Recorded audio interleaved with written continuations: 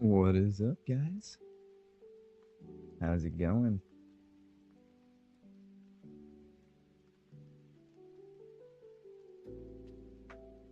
Hey, how are you? Let's see. let's get into it. I present the Tsunami Vertigo. If you weren't here for last night's live stream, this is the final design of the racing craft I figured out. It is 10 meters long, 10 meters wide, and about only 2 meters tall. It's very thin. Very thin. And this beast ended up being a very fun build. I still need to do a little bit of final touches to the body, but it's really going to be all about design work now when it comes to like paint detailing and adding decals, things like that, and then doing speed and hover adjustments. I was installing the hover pods. Check this out though, all the logic is inside the nose. I got logic drawers here inside the nose, and this is where you control the systems. I haven't filled out the bottom drawer yet.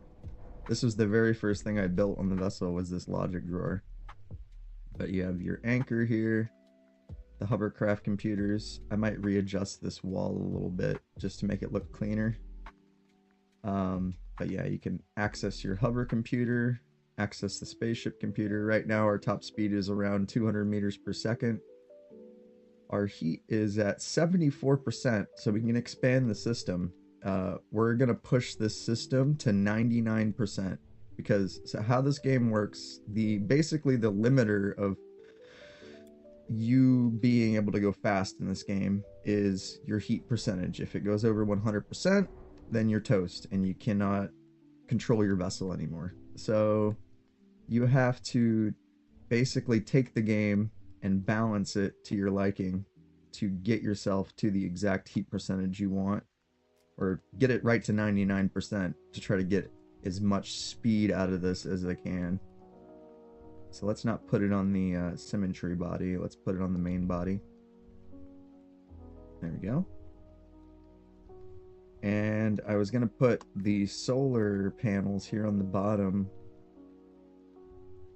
One of the chatters had a really good idea about that last night.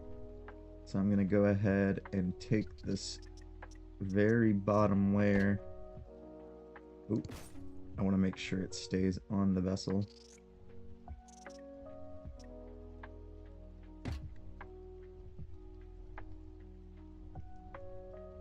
Aw, I didn't bring it far enough over.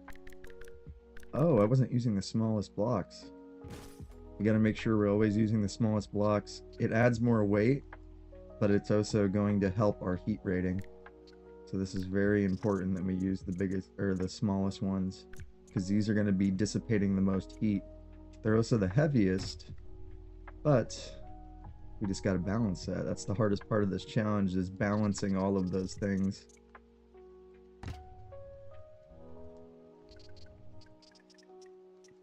You know what? This would be a lot easier if I literally just flip the vessel over. Let's just flip her on her belly, guys. I don't know why I didn't think of that sooner. Whoop. This might be a little easier if I get on this side.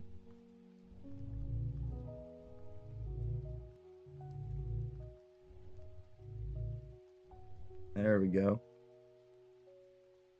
She's upside down. There, now I can actually figure out my angles. Let's go ahead and get the wedge on this side. Or maybe I'm gonna do a reverse. No, we'll just do a wedge right here. I was gonna say I could do a reverse square pyramid. We don't even have no clip on. Oh, that doesn't reach.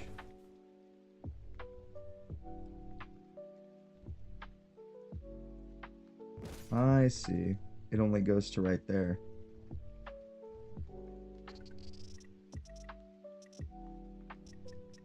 And then it ends right there.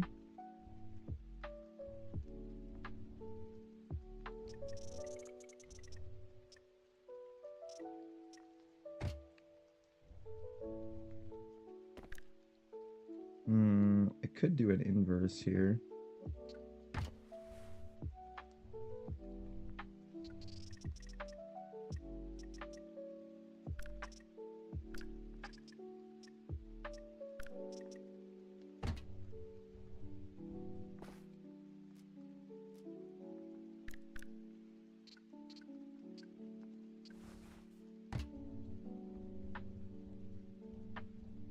Yeah, I could actually have this go back. I was thinking about putting some hover pods in the back here.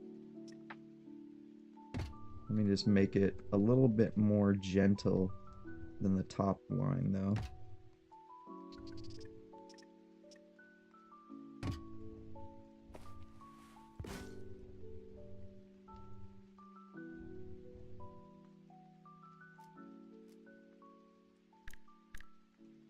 Okay. That should be pretty nice.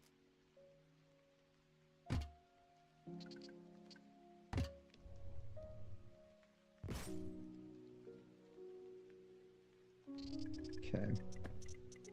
And just go ahead and get a line going.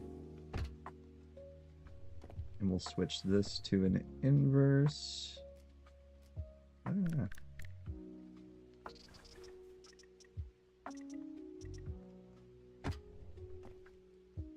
Is that... No! I'm so bad about ending it early. There we go. Right here should probably just be a wedge.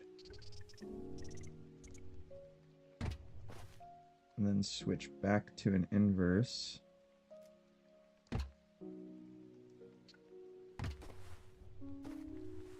Get a wedge right here. Okay. And I need to end this off because... Actually, wait, no, we could hide the button this way. Alright, so we're going to want to build onto the nose first, but let's define where the nose starts. So it starts on this inverse pyramid right there. I can use that as my guide. Speaking of pyramid, there's one missing right here that I didn't notice because we didn't have the thing flipped over. Alright. So keep sticking with the inverse.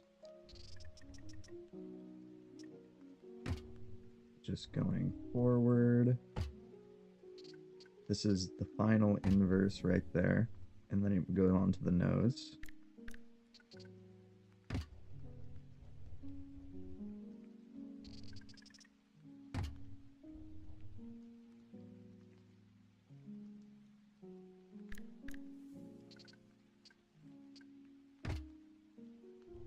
Oh wait, should I make that a...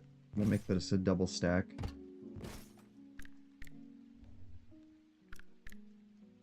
Actually, let's keep it on the top line like I've been doing. Because see how I have my slope only sitting on the top line? And then we'll just do a wedge here to keep it kind of in line with the styling.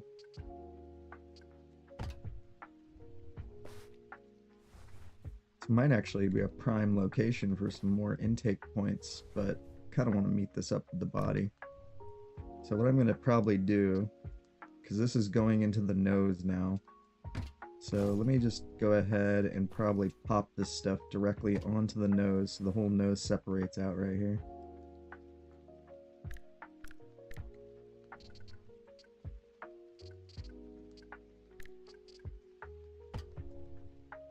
Make sure we're always mounting to the nose-mounted blocks. And then I just need to close you off. Could actually make this more gentle by going halfway. So if I go like right here, I think I could get a inverse squeezed in.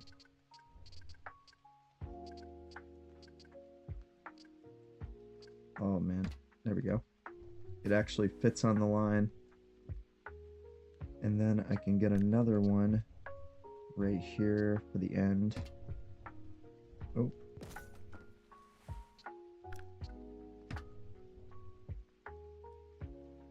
Perfectly fits. I got really lucky on this sizing.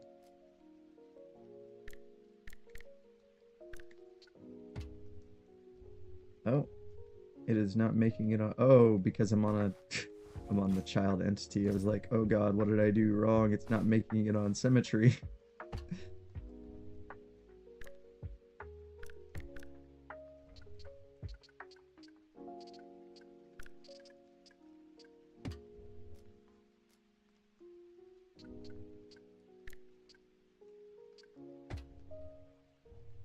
Okay.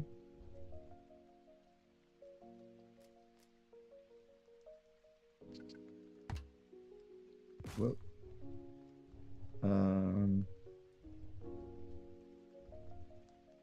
Oh yeah, it's only 2. Excuse me.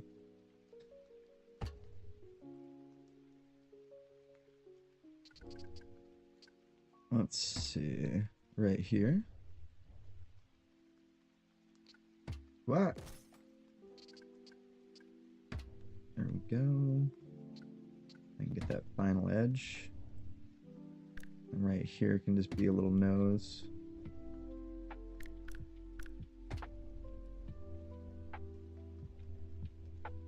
Alright. So I've established I need to have a triangle right here. On this layer needs to be a triangle, and then it goes back into the final inverse. Actually, we can keep that.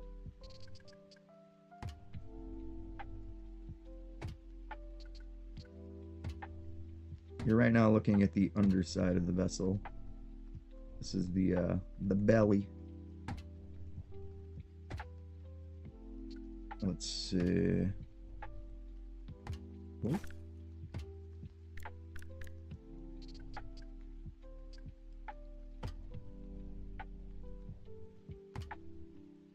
Oh, wrong spot.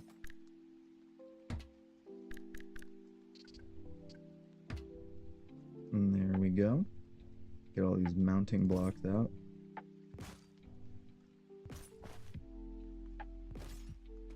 So the biggest thing I want in this game is an undo feature, because I'm terrified of accidentally deleting something sometimes, but I don't like using the long delete.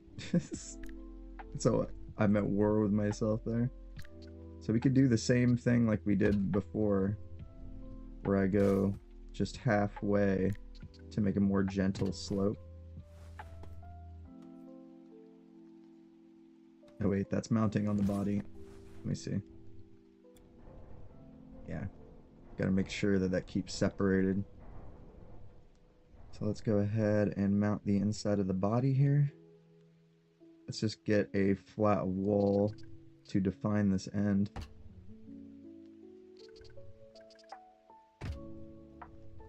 Alright. This will be where all the solar panels live. Will be in this belly area. Which we could start putting some of the solar lines right now.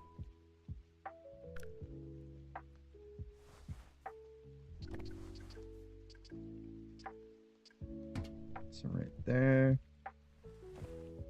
And then right here. Boom. Now, one cool thing about solar panels, which is a little odd, they don't create any kind of heat for your system. Your system's heat doesn't actually change at all. It doesn't matter how many solar panels you add. All you're doing is adding weight to the vessel, really. Now, solar panels aren't super heavy. Yeah, see, look, I'm still 71%. And the power, oh, my power is crazy strong. I'm only using 17%. So maybe we only need that. That's still only 26% of the system. Alright, so let's do that, which really is enough. And then I can add more thrusters. I haven't actually put any body thrusters on this, or no lateral thrusters. I have the hover pods.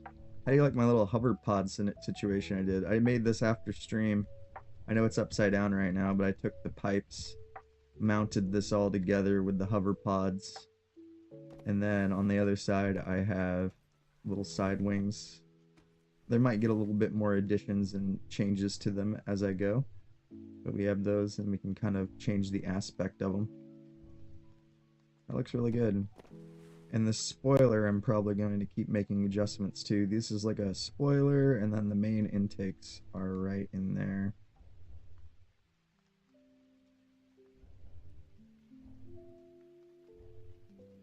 Alright. So that should be pretty good. If power generation is fine with just this, then I'm pretty golden. Let me get a little bit of lateral thrusters going, but we don't want to overload the system because I want most of my thrust to be agility thrust. So you know what we could do? We could use these kind of thrusters because they're not as much heat destroyers on the system. So let's go with like some little 6s there, and we'll check our agility thrust and see how we're affecting it. Oh, gotta go for this side since we're upside down. 192 meters per second. I need to get my agility rating to about 70 something percent to be happy.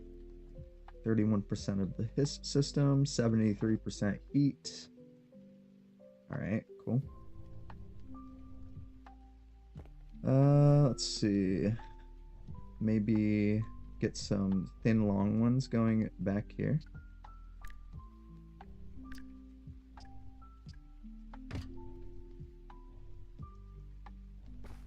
Alright, let's see what this does. Okay, that's 87%. And we have a heat of 76. Yeah, for sure. I'm excited for this. I can't wait to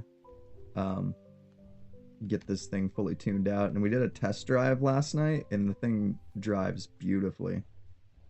It seems to be working very good as a hover racer and a spaceship. It actually works. And that's something that's very important.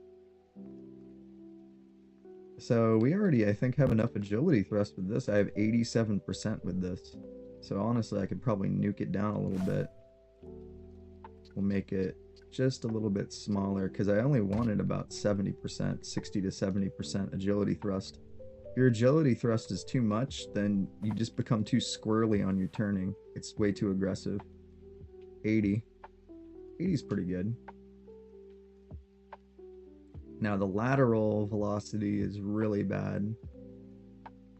My angular velocity isn't bad, but my lateral velocity is, well, nightmarish. So I could get a little bit of side thrusters going. Alright. Let me go ahead and fill in this box some.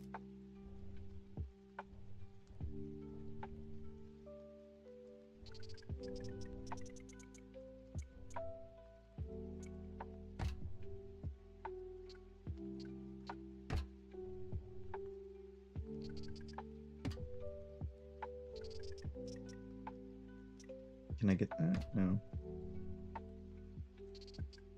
Gotta give these guys a little breathing room. Oh wait, we're actually gonna keep it as a one layer because I'm gonna use probably a sunken kind of appearance with the inverse pyramids and stuff. There we go. And then let's get a sunken edge around this.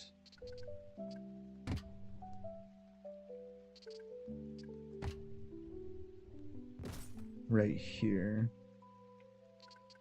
I can go do it like this. I want to have this also have that kind of sunken edge. There we go. Now let's go ahead and fill this in. So I'm probably going to go dually inverses right here.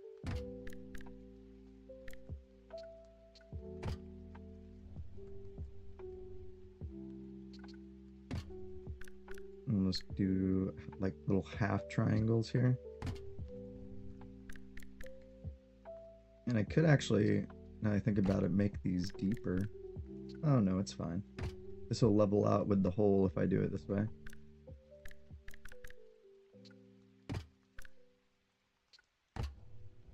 Alright, and then just pop some blocks inside of our corners.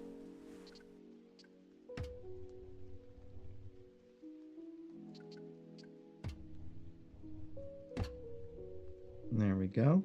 Nice little cutouts right there. And I could always put glow tile on top of these if I wanted to. like that, and then we could add a vent system, or I can make it look more stylized.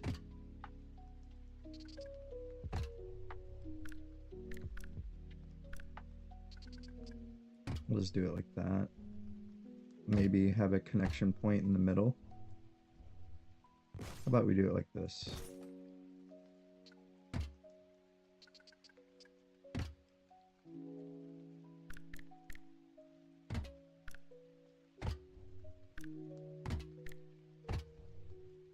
There we go. Kind of looks like the Green Lantern symbol. Hidden Green Lantern Easter egg. Let's see.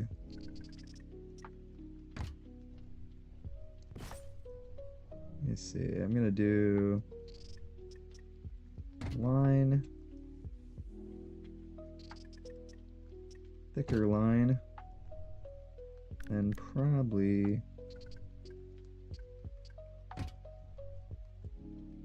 connect in there.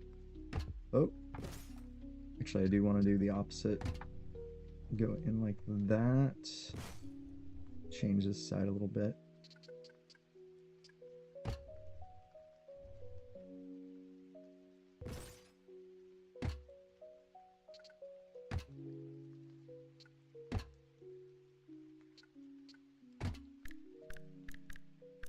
This will look like a cool thruster. And then we just fill in all the blank spots with half tile instead, because half tile works the exact same. So all you have to do is now take the half tile layer and now put that over any of the open spots. Because the half tile and the glow block are the exact same when it comes to how they work on the grid. So you can kind of use them in tandem to make some cool designs. There we go. Nice. Go ahead and fill in these. Nope.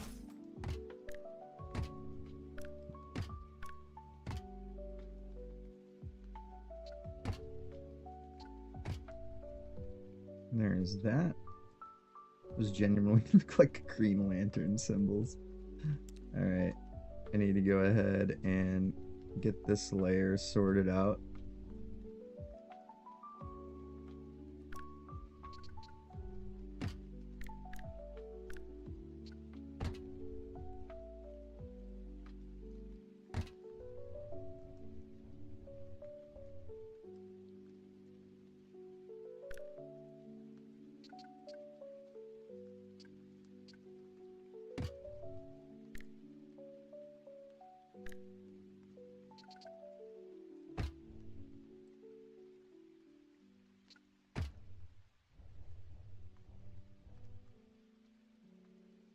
Go ahead and add these here. Oh, I have it upside down.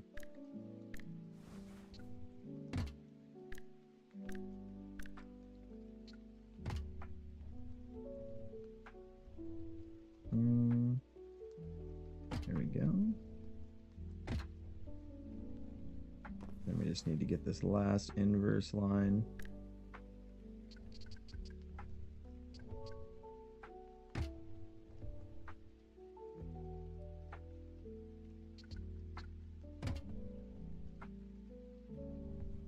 There we go.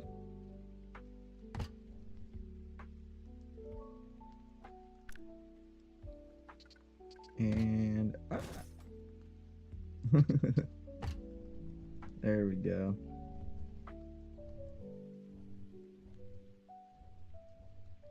So what I am gonna probably do on this middle area, I like the wedges.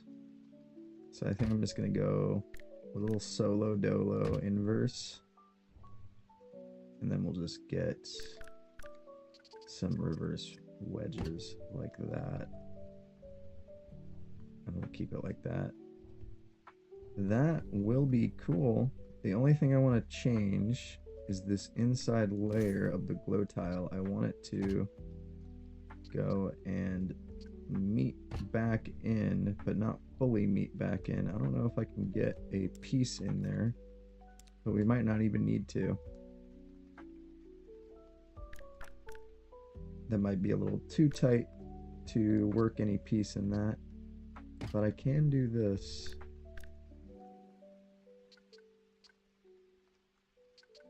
Oh, that wouldn't be a good idea. Let's just keep it like that, because then it has another degree point of separation. And then maybe I will stagger this one more. Oh, that is not the glow tile.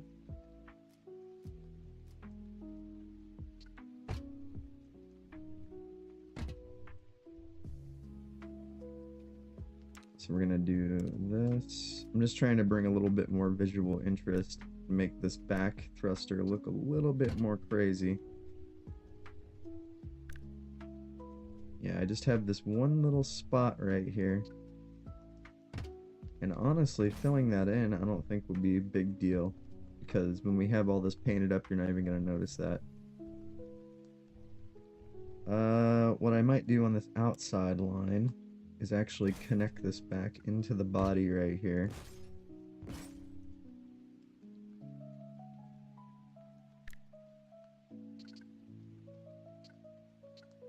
Do a little bit of a smaller swing back.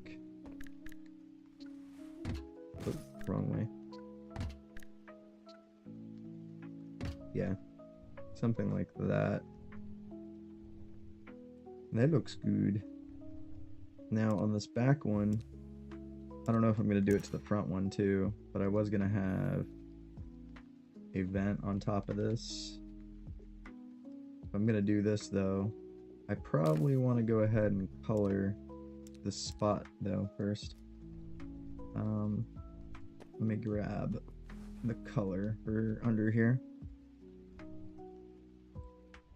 So I wanted probably this shade of blue for the inside there.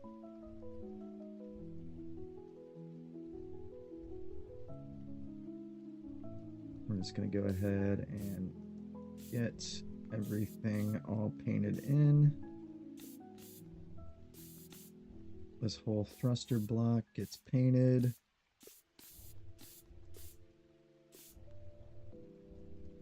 Probably bring it all the way out there.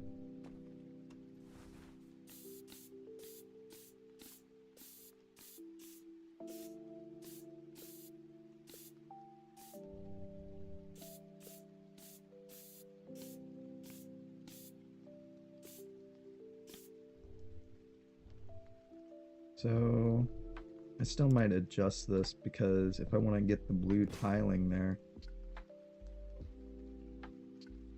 So what I could do is just do this and then actually line it back up and finish it back in.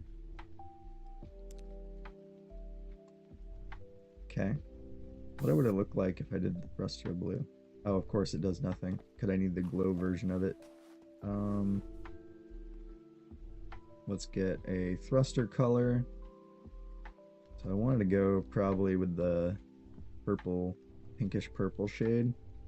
But I was also thinking about a green shade. Ooh, actually, what if we do the best of both worlds here? Let me see. Do I want to get the really bright one? Maybe this one? Kind of a mint.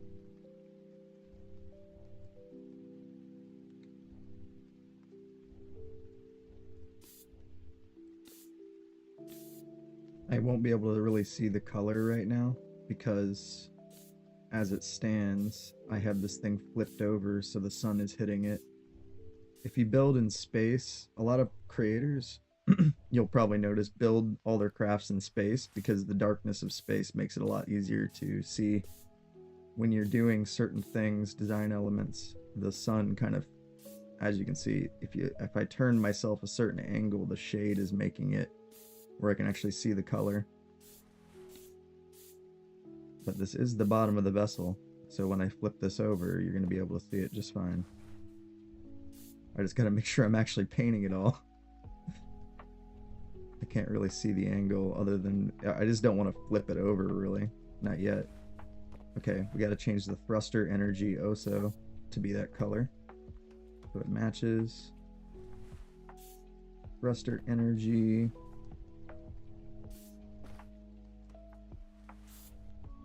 Alright. Oh, this one block right here. Actually, I think that whole side was going to be blue anyway, so that's fine. The purple and blue is still going to be the color scheme I'm going to keep with, like the Covenant purple. I like that Phantom purple. So I think we're going to go with that. Let me get the main thrusters. And then, actually, we can paint the thruster pods too, like the hover pods. I only have just a few hover pods on here right now, but we can get those painted on. So I have those ones in the back, and then the big hover pods. The big hover pods actually look really cool.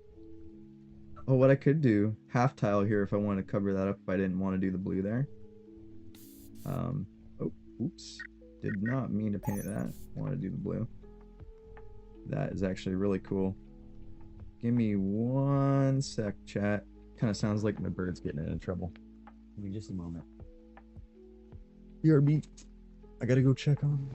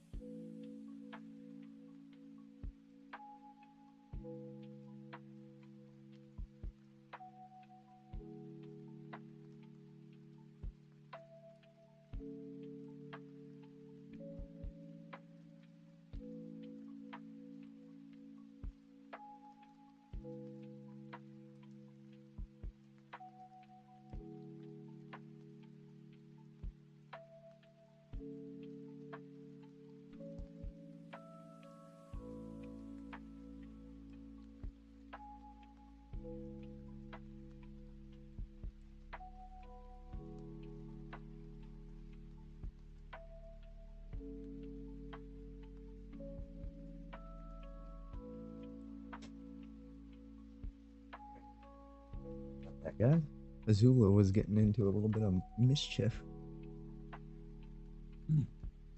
That's me, blue and gold macaw. She was being a little mischievous.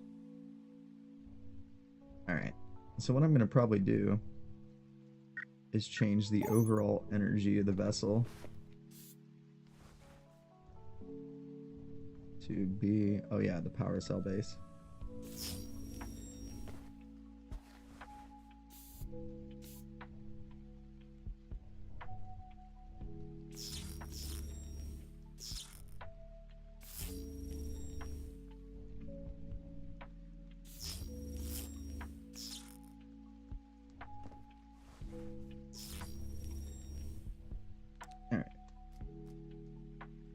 Let me go ahead and bring in the walls a little bit here.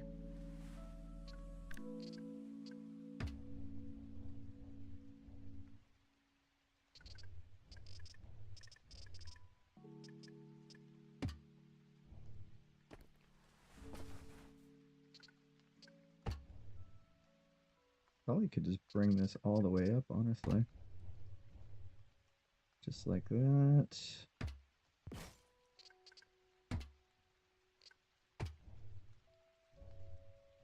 Alright, that should be good.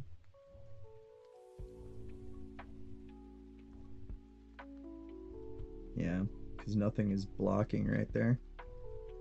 Alright.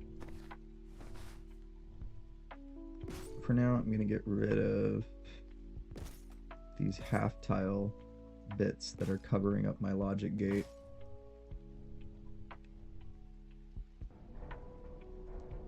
Those are the ones actually mounted on the body.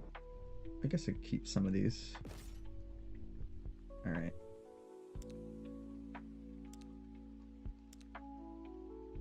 Where's my half tile? There it is. So I guess we actually can keep that line there. And go ahead and make it even. I'm just gonna make this all half block right here.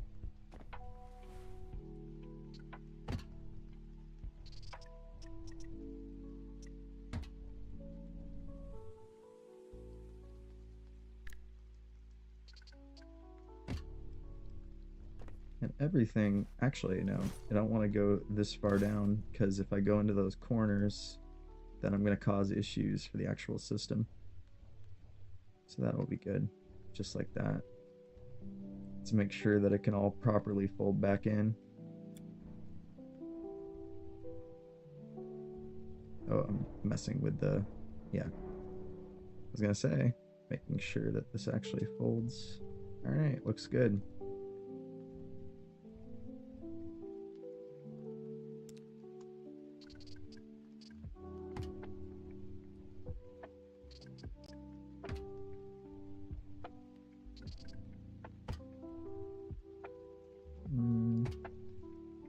Go ahead and get our inverse right here.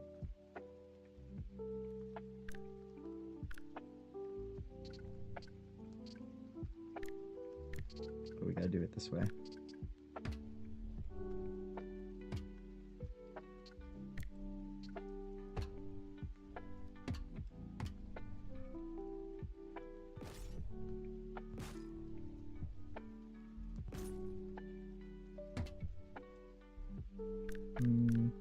Just like that.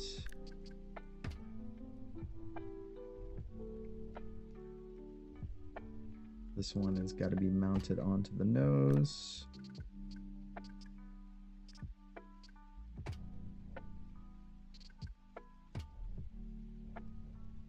All right, got one side. I probably should have just put symmetry on for this. Would have made things a lot quicker. We can go ahead and just get all of our mounting blocks in. Oh, let me get this.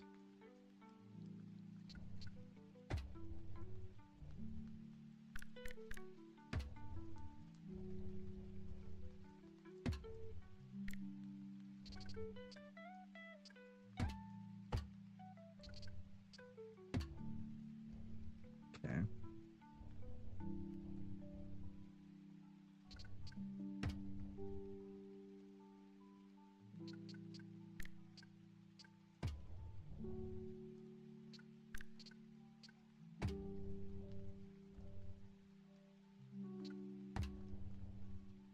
Let me Oh, put a little point here.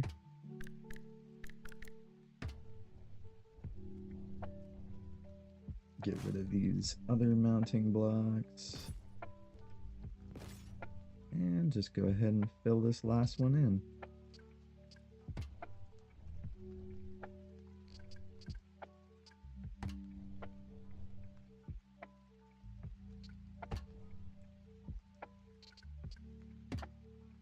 But what I could do, let's go ahead and give the button a little bit of real estate here. Little Pac-Man. Let's make it a little deeper.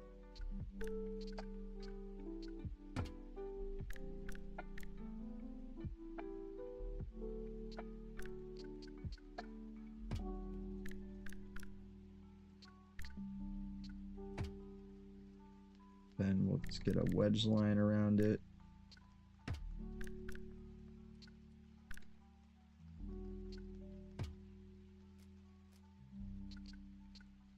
There we go.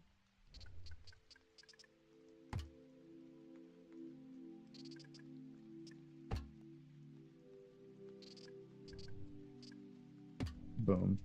And that should all be connected. Yep. Looks good. Go ahead and bring that back. I think we have a little bit of prime real estate for some hover pods. I could insert in right in here. So roughly, no, not that spot, the other spot. So let's get the inverse. It's this back square right there. And this right here. So right here, I actually have 2 blocks of space, and I could pop in some hover pods inside this. Make sure they're facing up, because I'm upside down right now.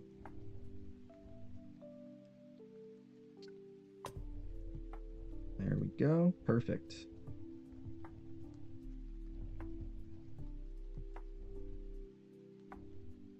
Yeah, that'll be good. All right. Go ahead and get some of this nose stuff, or I mean this belly stuff, all filled in. Let me see my power generation, do a check on that. All right, we'll go ahead and bring up the power a little bit. Heat is still at 75. So we're gonna add another solar array, probably just right here. We'll start it right after that point.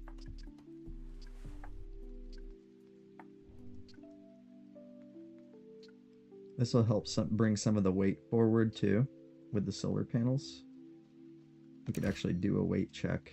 26 tons. So if we add a solar panel, let's see what our weight value will change to. Oh wait, I put it too close. Right here.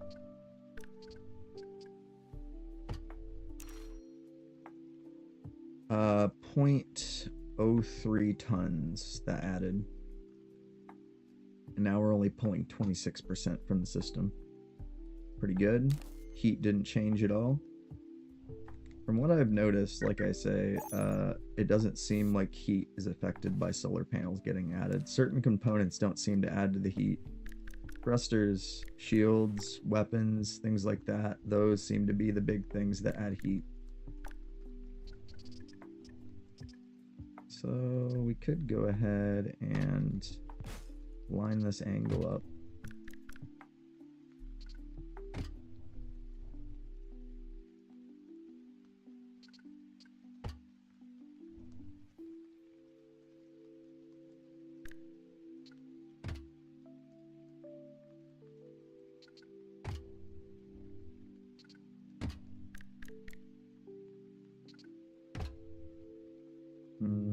Go with an inverse right here.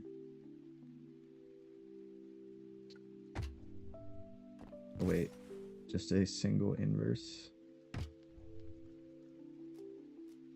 There we go. Get a pyramid there. Inverse right there. And then I could do a square pyramid to end this off.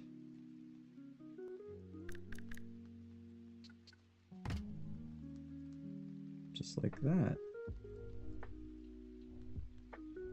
Would look better with maybe a wedge here instead, because then it would follow that line. Here, we could just do a wraparound and get the solar panel too. And kind of go this way. And go ahead and get a wedge line. Wedge right there.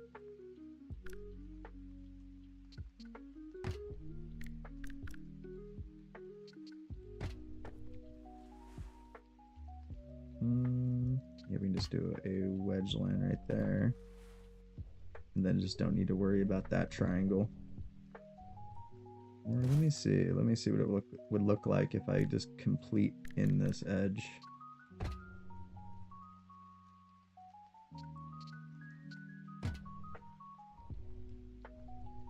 Yeah, that's cool.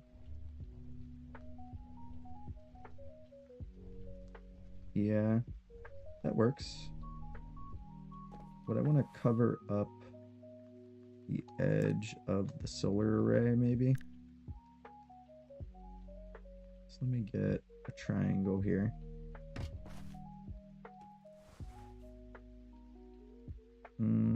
Oh, we'd have to do it this way. So go like here. Oh wait, I actually could just do it like that.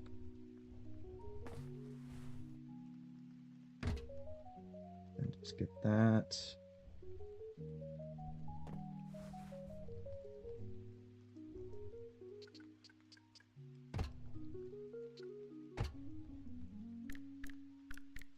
Make sure I'm not using the thick triangular tile. The common mistake I make, since the thick triangular tile is the first option, right after the thin flat tile, I end up mixing them together and then it looks weird. Because you'll end up having like the triangle tile sitting above the flat tile. Oh, see, I about did it just now.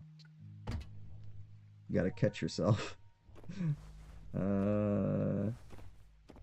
And I can just do that same kind of line right here, but to do this one I have to put a top line and then get under it and mount it from the bottom.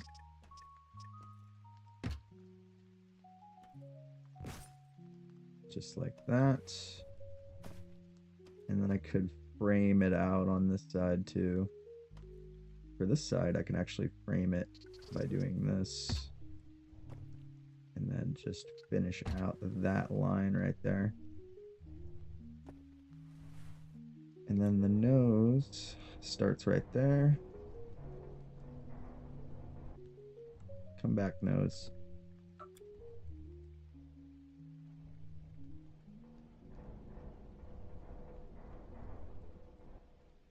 All right.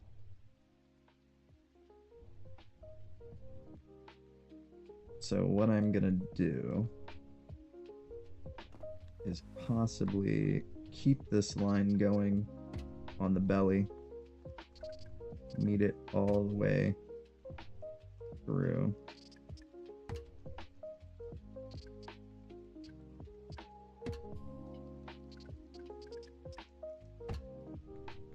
I'm just gonna go ahead and add this tile to the entire belly blocks. Probably the whole thing.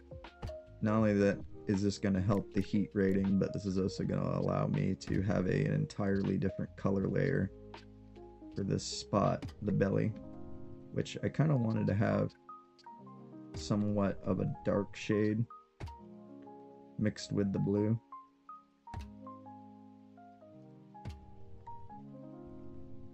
Alright, get this one, that one. then just need to fill in these edges.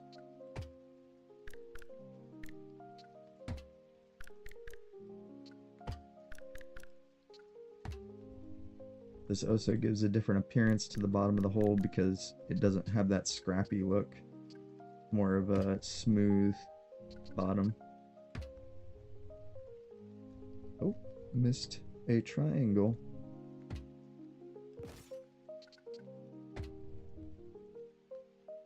Alright, there we go.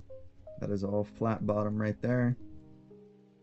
And then, like I say, I was going to end up doing it right here too.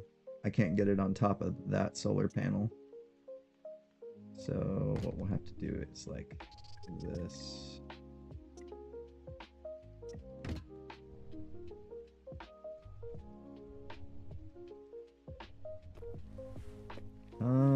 We could just fill in with normal blocks here.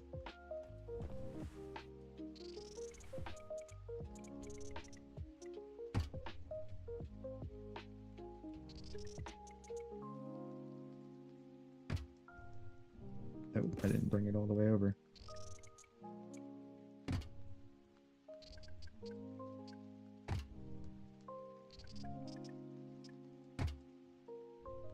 All right, and then go ahead and get the second layer here. We could use square pyramids to pull this one off.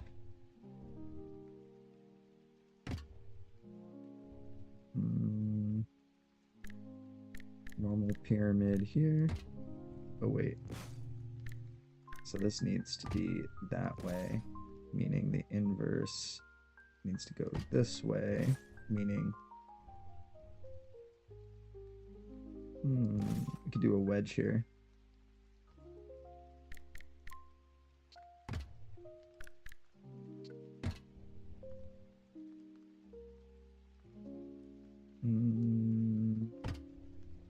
Yeah, so this is where the rectangular will come into play.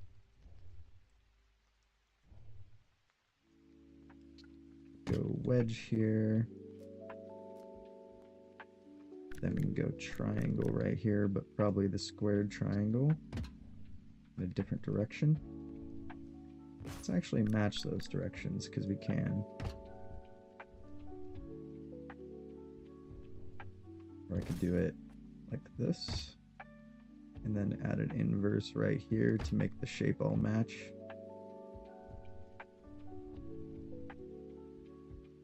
Add another square, and another one. Wedge out that front line. Bring it in with an inverse right here. We can wedge out this inner line too.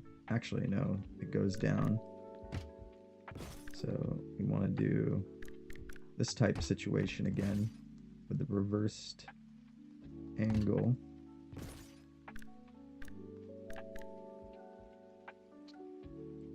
We'll just do one just like the other side. Get that following in. Can I actually get a piece here? Yeah, so we can go do that. And I think that finishes the entire angle. Yeah. Alright, so let me go ahead and get a belly color.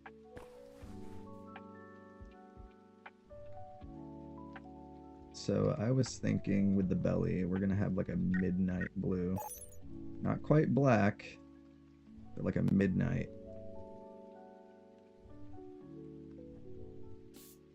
Yeah, that's the color.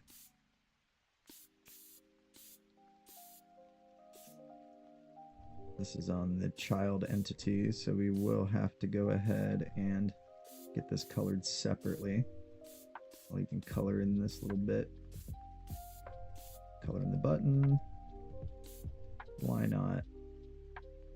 Don't want to do the hover pods. Probably go ahead and have the solar panel match. Ooh, that looks cool. But the main engines there, I think I kind of want to keep those main engines that same shade that I had going on here. Let me do the wrap around, see how this looks. This half tile allows me to have that multiple color layer going on here. So that's where it becomes pretty useful. And I need to add the half tile to this point too, to be able to do that multi-color layer here. Oh god, didn't want to do that.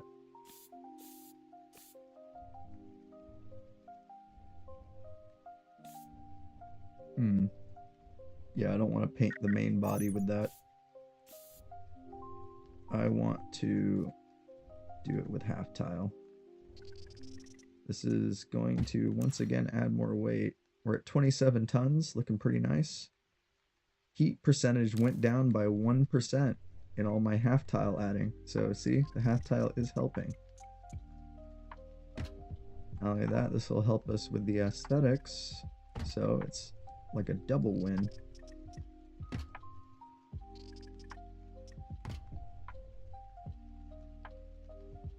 There we go.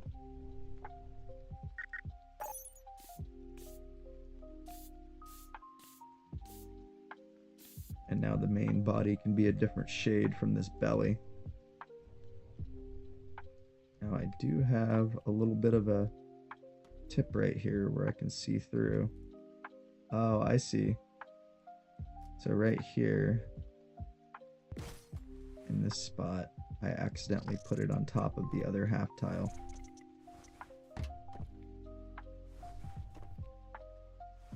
Yeah. So that should be good. There we go. Ah, I missed an edge. Perfect. It's like a midnight blue. All right. And then this layer right here turns into that light blue as a stripe going across the entire length of the vessel. Getting those inside bits are going to be a little hard. It's going to be just this 2-layer stripe right here.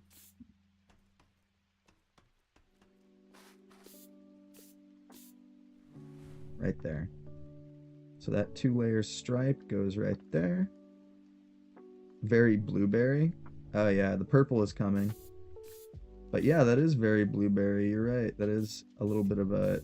I see it as like midnight royal kind of blue, or like a midnight blue. But yeah, blueberry is definitely a comparison. We'll go ahead and bring that line all the way in. Right there. Oh yeah, I gotta do the other side because child entity. What I might do is possibly that middle line right there, change that to another shade. Now, if I was to combine the line, I could do that kind of thing.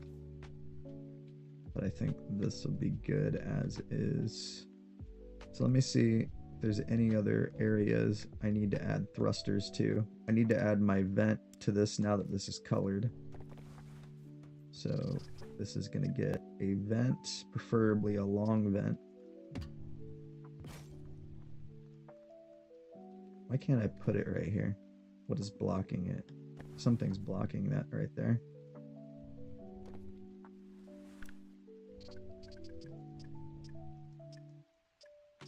What's blocking that?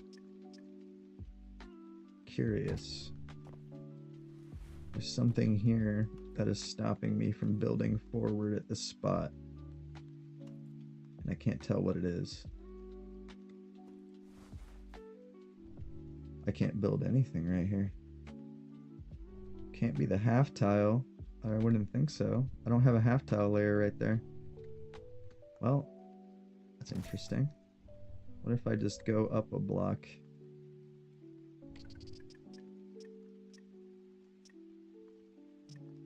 Probably just want to end it on there. Go like that. Kind of like them separated out though. How about we go like that, maybe? That would be good.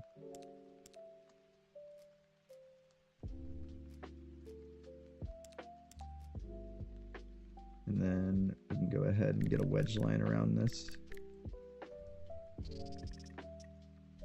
Probably a nice swooping out wedge line going out to the edges of the body. Oh, wait, no, not everywhere. I don't want to go overboard with that. Excuse me. Go like this. Oh, I didn't bring the wedge far enough over.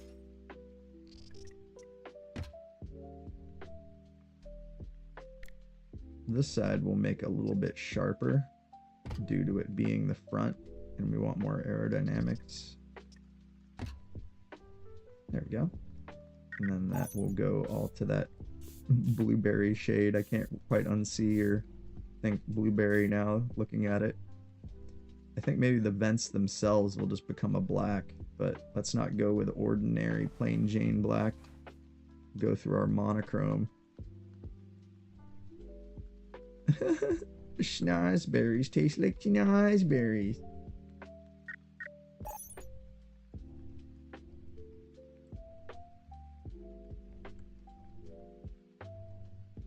Alright, we'll do that.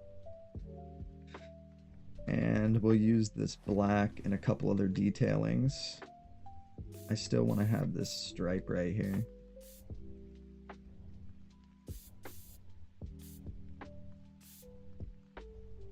And the way I can bring the stripe back, handy dandy half tile. And I'm actually going to make it end just like so. Boom. Oh, I gotta put it on both sides. Oh, no I don't. I got lucky, that's on the actual body. Half tile really comes in clutch when it comes to adding design elements. I've really learned a lot about using that, and it's a very powerful item in the game that I just never took advantage of until recently. It wasn't until I started making that last survival vessel that I really realized how powerful the half block is. We'll go ahead and keep it like that. Is there any other lines I want to change to black? If I do this, so if I made that one part black, then I could continue on the design into a different direction and keep adding stylization here.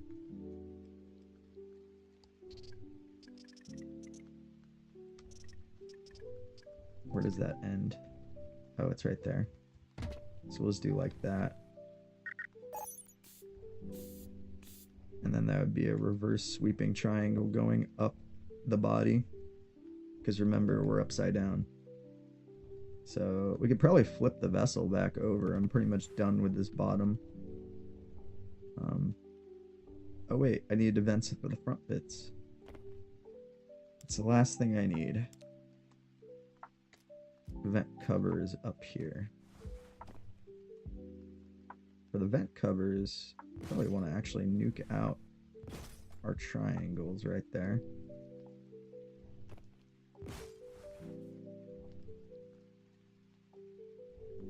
Let me see how this is gonna look. This one I might be able to just make a big combined one.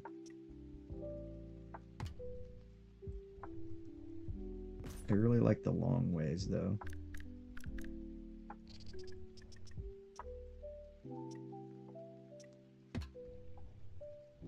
Oh, I didn't make it long ways again.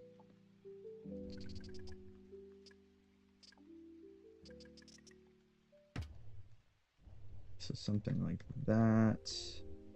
The only issue we run into is this right here. Maybe we won't hide this. So the front one will stay out because as the shape is going to get covered up too much if I go and do that. It's going to interrupt the design.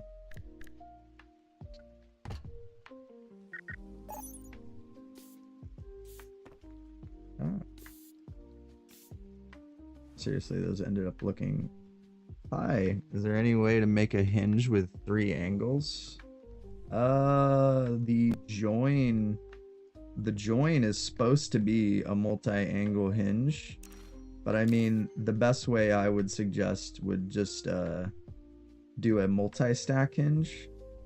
And if you need to make it really compact, Pro Peach on the workshop has 1/8 versions of these 3 mechanics. So what you could do is use the copy paste tool after you spawn the prefab in, like make it and then have another hinge in a different direction on top of that hinge. Oh, I just did the wrong. And then just put that on an abogate, like so you could have like the multi-hinge. And with the copy paste tool, you can actually kind of glitch it and you can put the 2 hinges into each other. So if I wanted to, I could offset this by going in the clipboard here, and you can change this grid offset, and you see that little arrow on top of there, and go like 2. And now when I put this on, oh, I have it on the wrong thing. It needs to be the right axis or else it's not going to do it right. Oh, -2. And what's going to happen, see, it's now sunk in. And if you do it the right way, you can actually get it where they're right overlapping on each other and kind of do a double actuating hinge that way. So you get the idea. It takes a little bit of finagling sometimes to get them to go through each other, but a lot of times you don't really need to make them go through each other.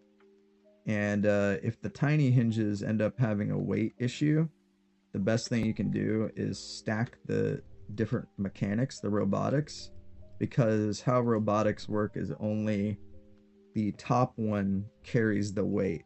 So for example, with the spinning mechanism, the bottom one only has 5 kilograms of weight on it because this is the very bottom rotor, and this one holds 1,300 kilograms of mass and I can't move it. But since I stacked it on top of this one, this takes all the weight, and then the weight is like nothing on this and you can move it around. It's something that's been around in the game for a long time, and you kind of use it to your advantage, where you can hold all the weight on something you're never going to move and then just build everything you need, and that will allow you to make compact mechanics without them limiting you so much. You get what I mean. But hopefully that will help.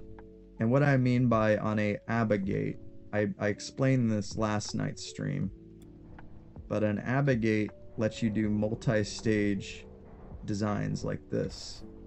So how it works is actually really simple. Oh, and I covered up, I took half block and I covered up one of my actuation points from my drawer. So this is my little logic drawer. And what you do, so how this works is you get a logic gate and you make that logic gate the extra AND gate, the XOR, and then you take a rotor, put a rotor down, connect your logic gate to the rotor, and then you put an event gate for each thing. So for example, you have 2 hinges, you put 2 event gates down, you connect those event gates from the rotor, you go from the rotor into these event gates. So the event gates read what value the rotor's spinning at. And then you take the event gate and put it into a sequencer, which is letting you move the item. So I have the sequencer to 1.5 for the piston, and then it will go to a 90 for the hinge. And then what you do is you make it, when you go in here, you can change it where when it gets to that current value, when the rotor spins, it will activate what you want. So you can change the speed of the rotor here, and you can see it goes from 0 to 360. Uh-oh, I'm gonna end up screwing it up. Get the drawer in. If you interact with the rotor, you can end up actuating the system on accident. But there you go.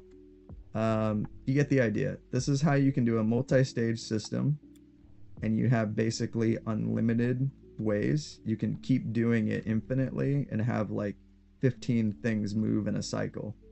And that is really infinitely expandable. And it's a really easy way to do multi-stage systems. You just use that rotor timed on the event gate with the sequencers, because the event gate can read that rotor value and you can use it for all kinds of applications, elevators, all kinds of stuff.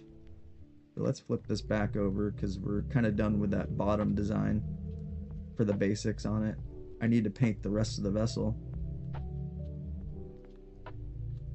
Oh, that looks good. That is exactly what I wanted. Let me see how this lip looks from the side. That is nice. That is the exact type of lip I wanted on the bottom of this vessel. Because this is a hover racer, and you want a nice flat surface for the bottom. That is clean. Really like that. Alright, so let me save this real quick.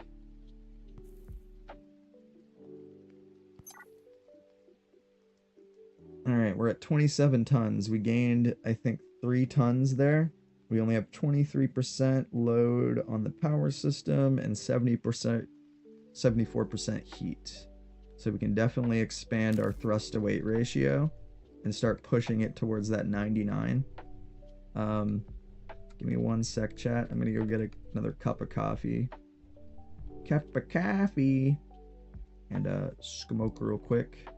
I'll just be real fast. But give me a couple minutes, and then we will go ahead and paint this up. So BRB. I also didn't realize the music still kind of turned up kind of loud. Let me turn that down just a tad. There we go. BRB.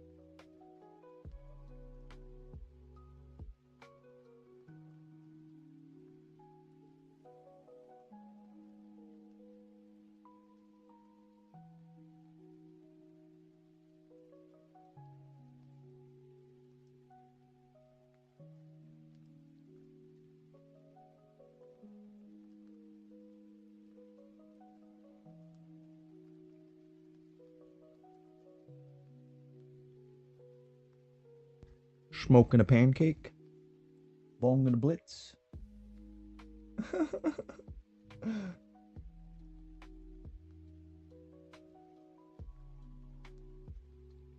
It's gold. Everything is gold.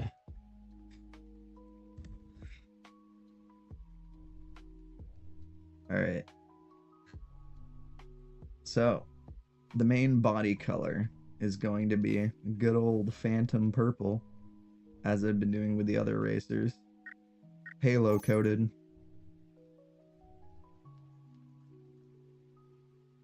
All right. Let's ride.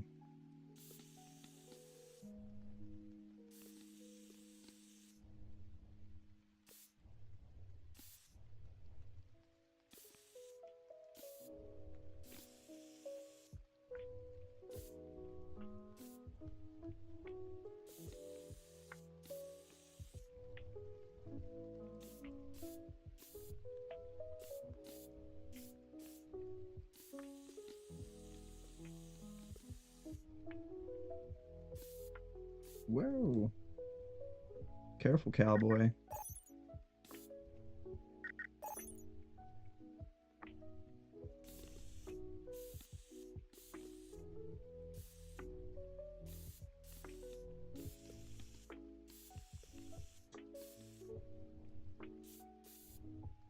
We'll go ahead and do that wraparound right here.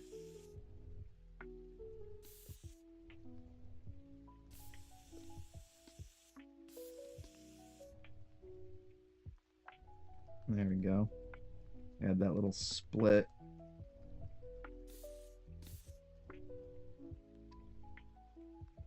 Let me see. So that would go into the cockpit. Now, if I bring up the cockpit glass, I could have a black line under here with half tile, but that would be a lot of reworking on the cockpit door, so maybe we won't do that.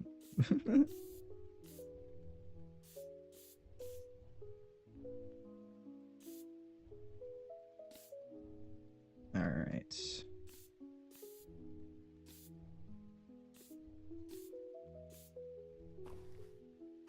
Might need to... Oh yeah, this is the spoiler area, so we're gonna keep this purple on the inside.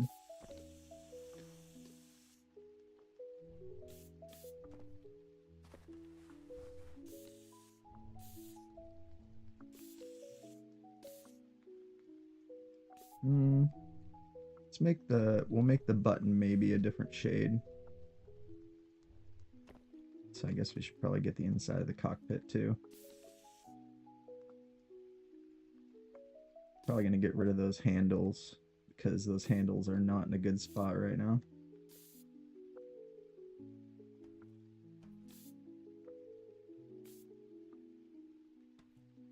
Okay. We will be changing the color in the inside of the cockpit. I'll just temporarily make it the purple.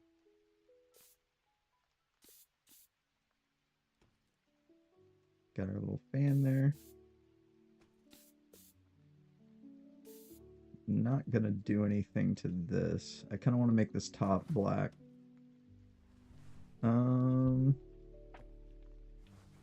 Heat gaming.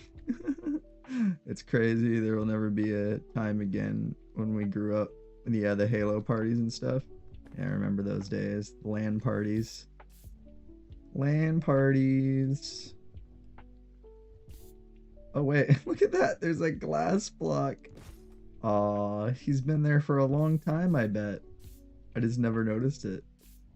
I accidentally placed it there at some point. It's funny. Random glass block spotted.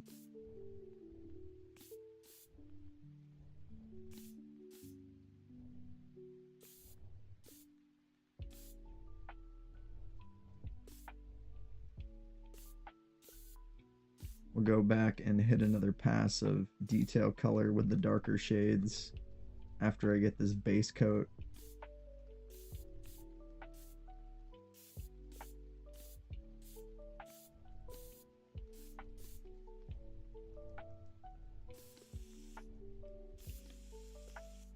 Let's make sure not to change the engine thrust color.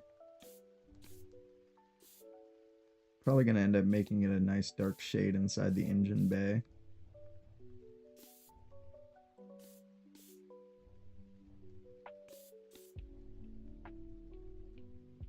Is there any other walls I'm missing here?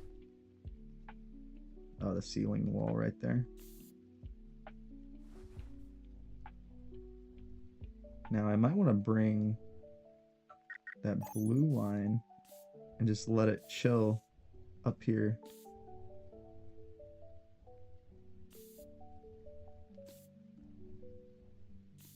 Go ahead and have it maybe start right here. Yeah. We won't do that block. We'll just keep it like that. Or actually, I could sharpen it out and do it like that. And then we have a little bit of reverse triangling.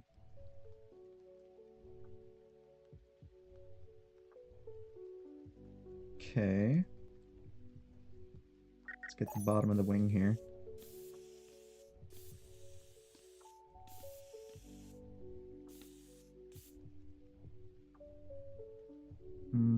Okay, I don't want to mess with the pipes. All this stuff is going to get altered. Alright. It's time for the copper ring. Oh, it doesn't actually change the hover pod to copper. I'm a little sad about that.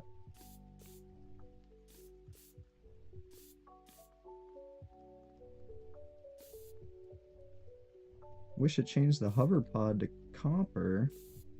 A little unfortunate. Oh, actually, I don't want to change all of it to copper. I want to mainly change just the pipes. That actual setup is going to have a colored frame around it.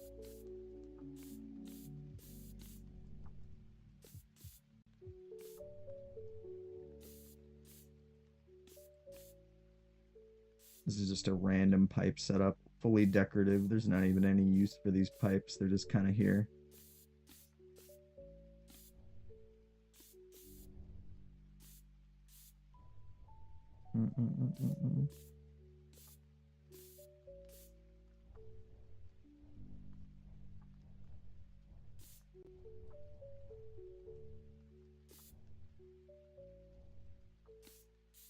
Probably would have been easier to paint these pipes as I went, but hey, hindsight. It's okay if I ended up accidentally painting some of the purple, because I could just unpaint it.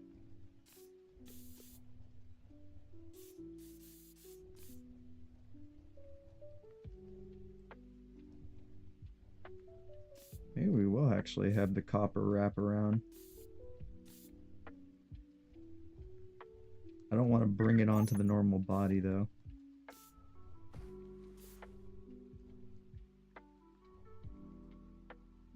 So something like this. Oh. Kappa. Forget the AI data centers. All the copper in the world is going into my ship. You guys wonder where pennies went, don't you? Well, I have your answer. It's inside my vessel. We melted down all the pennies that were left on Earth, and we just waited a bunch of heat sinks. Wait, but they're just decorative. It's fine. It's fine. I had use for them.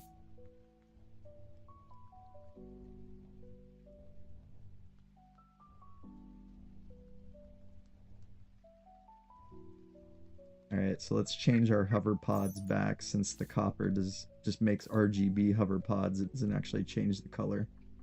So maybe I'll put a little copper skin around this with half tile. That would probably make the most sense.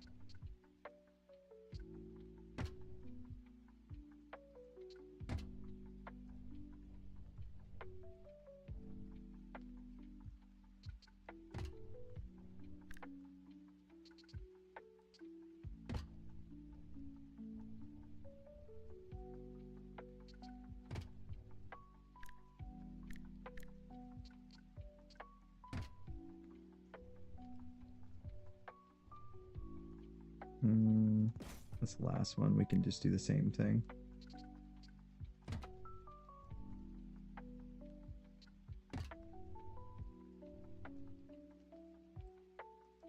All right.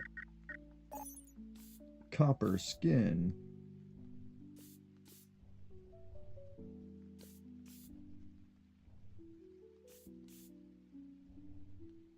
All right. Nice.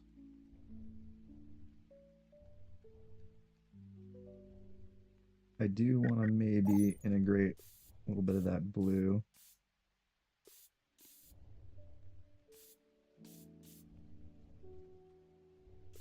Maybe we'll have interior of the cockpit actually have this blue.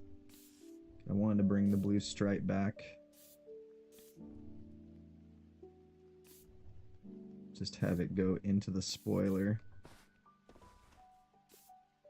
And then the bottom of the spoiler bay can all be that blue wrapping inside there.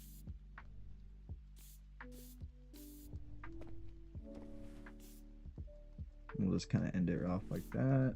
Go ahead and have the line go to the other side.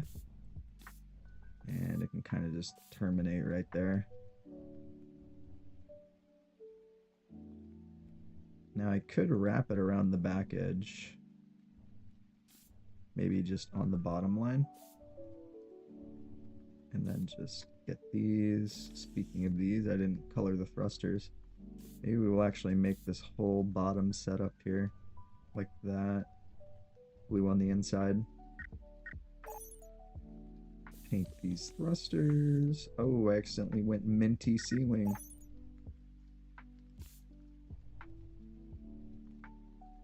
Okay. Oh yeah, I still need my tail canard. I forgot I never put it on. Now, the little wing setups here, they're going to have to get painted separately since they're on hinges. So I am just going to give them a nice little purple base coat and try not to get crossfire onto one of my other vessels with this. Let's not crossfire, especially on the color palette.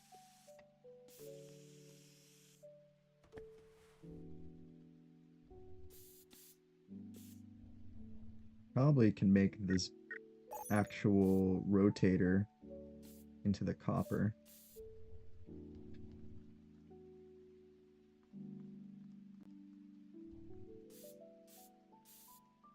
Get both sides of the rotator.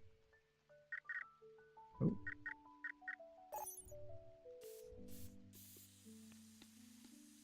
There's no vehicle on this side, so I can be a little bit more willy-nilly on flinging this around. I do see a defined line where we might be able to pop this blue in. So let me experiment with a blue line going through this. So this top line, there's a possibility I could do it like a straight line going all the way back, taking this line. I might have to adjust some of these blocks to make this work. I could just use actually half tile to maybe make everything match up and just go all the way blue to the tip. Something like that, and then just use half tile to fix up any of the angles. Oh, I need smaller half tile.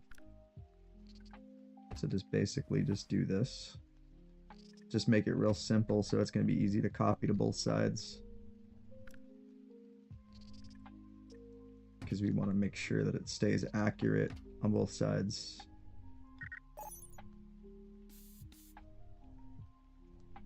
There. And that gives a nice design there. And I can always add the purple back, maybe on the back line of it. Keep stylizing it there. The blue line here, I might go ahead and actually bring it into the cockpit. Maybe the main cockpit line on the inside is going to actually be that blue.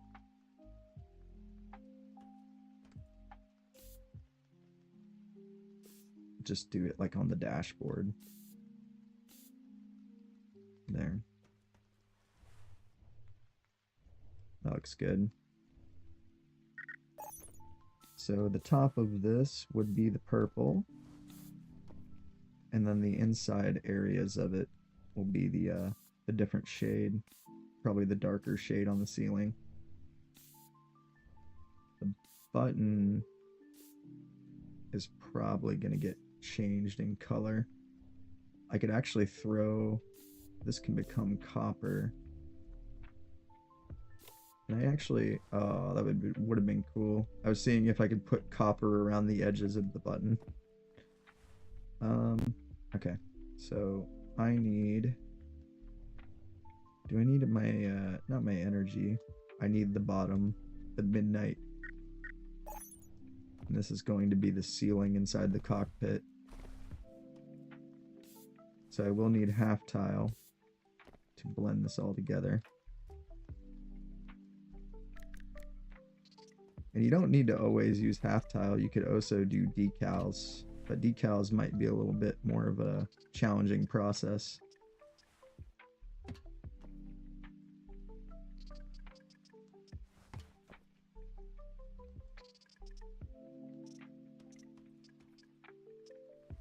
Could always just cover up that hinge. I think the hinge would still just work just fine if I do this. Let me see. Only one way to find out. Works great.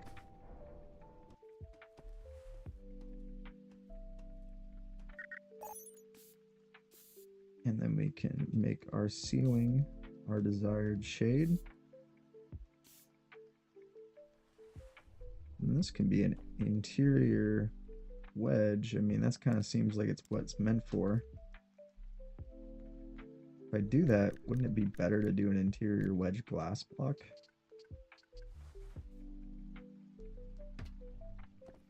No, that looks weird. You're being weird, Brian. Let me see. Oh.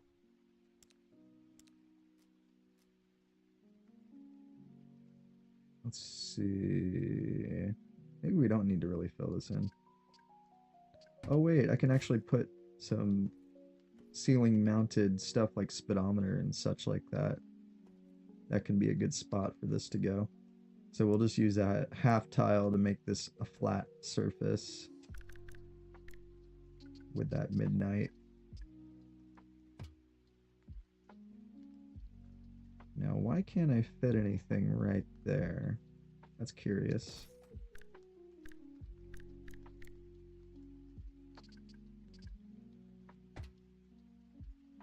Let's do it like this.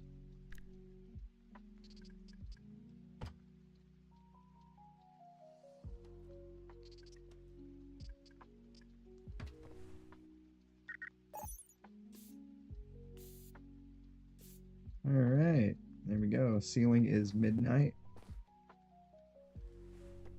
The buttons, we probably also want to do the midnight.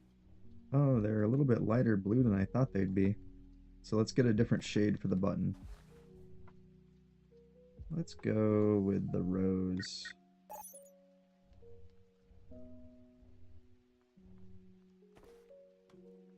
Oop. Nice. And these rose details actually might be pretty nice in some little spots. Tiny spots, but little ones. I'm trying to figure out where I'd like it though. Little bits like right here would be good actually. Oh, it ends up looking more like a bubblegum right there, so maybe a different, little bit darker shade. Let's go for more like that.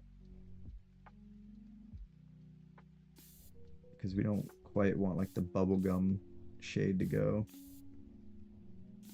Change this wrap around though.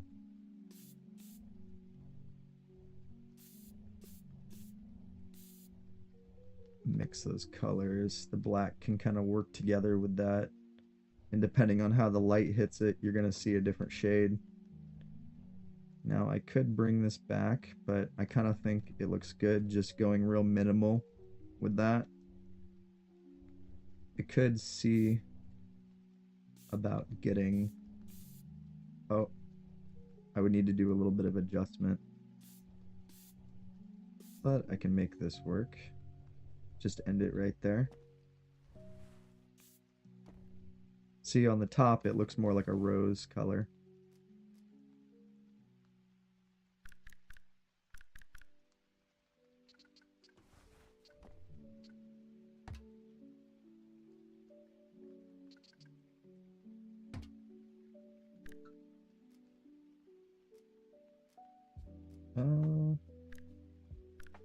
Accidentally sized him up again.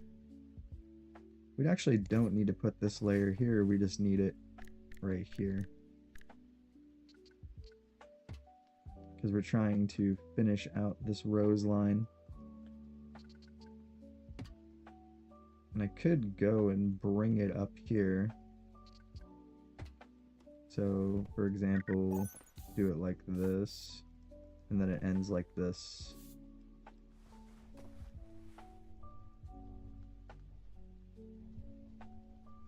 And it doesn't necessarily need to be copied on the bottom, but I mean, it's just up to this. I might just go ahead and recopy this wing over to the other side again. It would be easier for all the color changes I've done. So on this bottom here, we're just gonna do like this.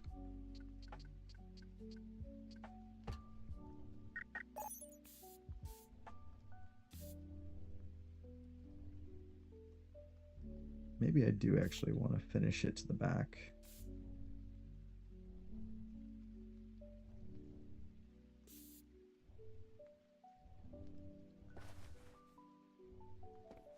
See, that works. Yeah. Alright, so I think we are probably just going to go ahead and recopy that wing to the other side. Well, this might actually be easy enough to copy. So let me go ahead and get the blue line in. I think we can copy this pretty easily. I really wish we could get mirroring for the stuff like this. It would help so much for this kind of thing. So probably go the blue line all the way going down to here, and then we kind of reset it with the rose.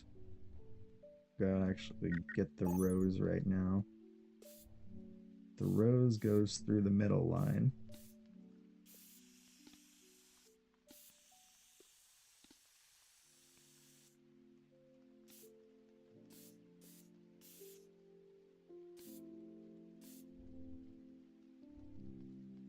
The top of the middle line stays blue right here. And then it needs to be readapted. Stays purple going down here. Alright, so just like that. And then I need to go ahead and fill in our edges. This might not end up looking the exact same as the other side, but I will try to get it fairly close.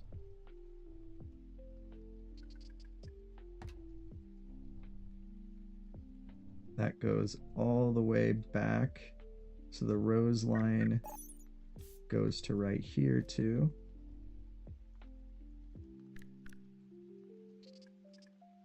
And go here.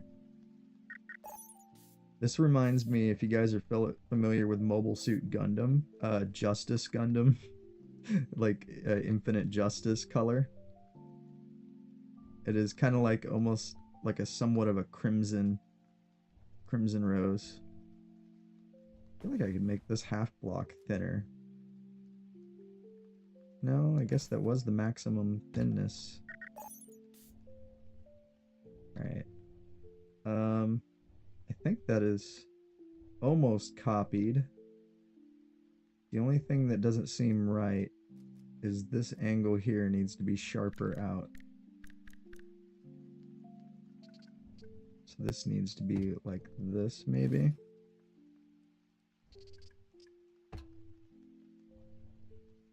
Yeah. I think that is the correct thing. looks almost identical. I mean, I think that's pretty much it. All right. I just need to clean up the bottom.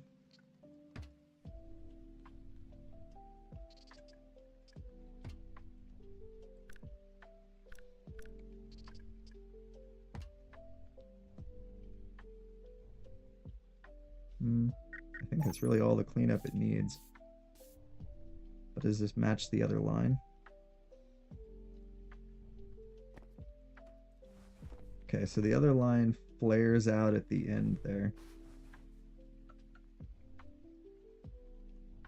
So this should flare out more, maybe? That isn't exactly matching.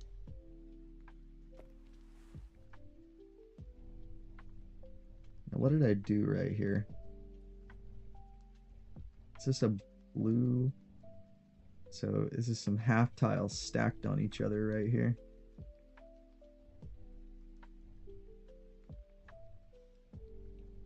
I may have not done the half tile stack on this side. That could be part of the reason. Kind of like this style. Maybe we'll just keep that.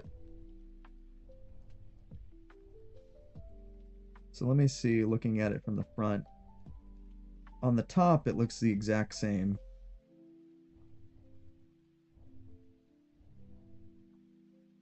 The only thing that needs to change is I noticed that block right there. Does it need to be done on this side? No, I already got it. Yeah, so I see. I didn't do necessarily a half tile layer on that side. But that is correct. That looks right. Okay.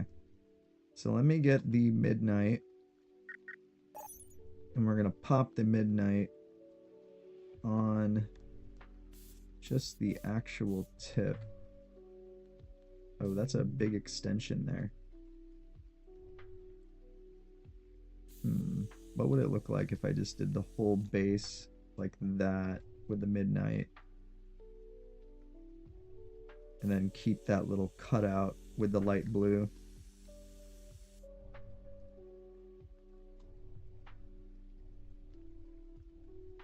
Yeah, that would work. Maybe I'd want to bring the blue up a little bit. If I rebuild... Actually, no, I don't need to rebuild anything. I can just add a half tile to finish that line out. So let's just do this. These two.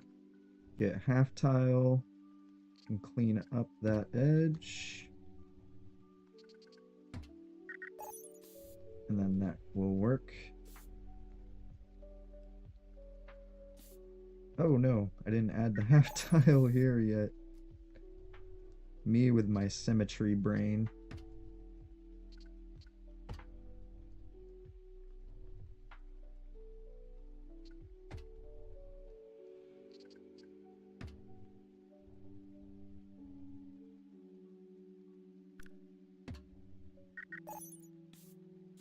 Oh god.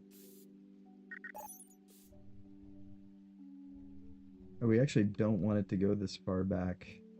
I accidentally did it too far back on this side. Remember, it's only a 2 tile. So right here, we're gonna actually bring it back.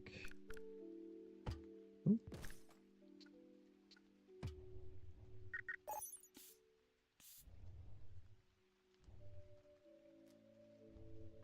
I'll go ahead and add this half tile here for the sake of my sanity.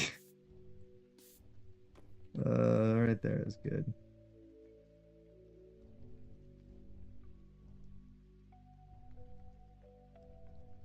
Let's go all the way to the tip.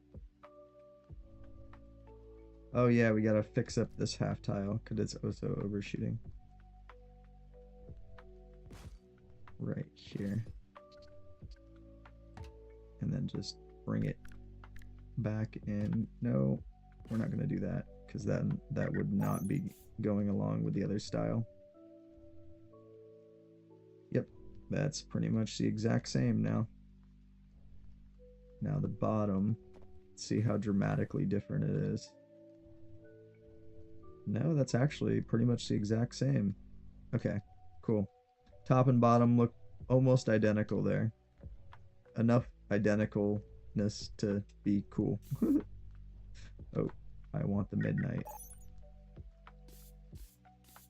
Gonna get a midnight line going up this angle. Probably just gonna use half tile to fix up that color. Yeah, so take all of this and then add half tile back to bring the purple back into play. So we'll go, because we only want to have the side edge have the midnight. We don't want it to be the entire tile.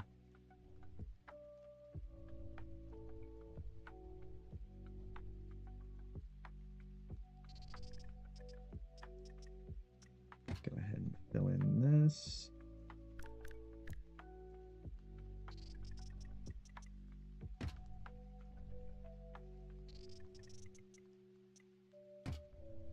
There we go. And now the purple can come back. There.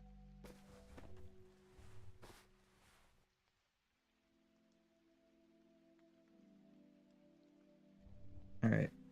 I'm thinking the midnight line should probably go all the way down.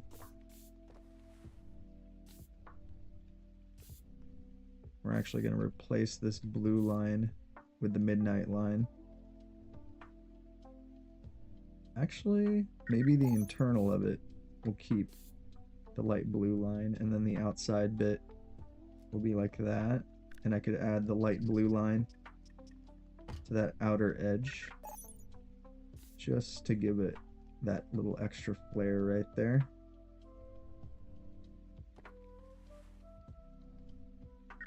Maybe the entire outside of the spoiler will get that. We'll just go ahead and start it going right here where that first arch is. And connect in the line. Keep that one. Maybe even connect these ones together with that. End it there on that angle where the join is. Alright. Going to also use the midnight line to line the outside of this. Probably on both sides.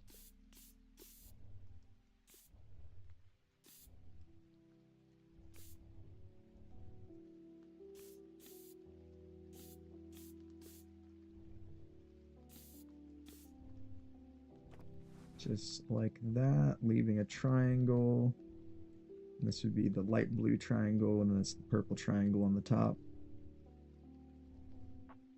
Alright, I need to get probably that light blue and inject that into the middle here. Probably gonna have to use actual half tile, but I can get those frames in. And I can also get that and the vents. Actually, the vents we'd want a pure black. The energy needs to be the same as the thruster value. Wait, is that the thruster? Oh, look. Now that we have it upside down, we can actually see where we missed things. Let me see if I missed anything here. I did. Alright, cool. Go back in here and get our thruster energy. Ooh, not close enough. Still not close enough. Gotta be like right against this thing.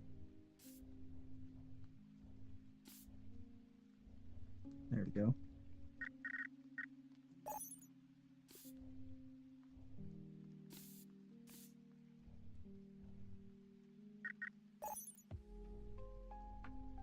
So I'd have to use half tile if I want to make the rest of this internal blue. Oh. We still need the inside energy there.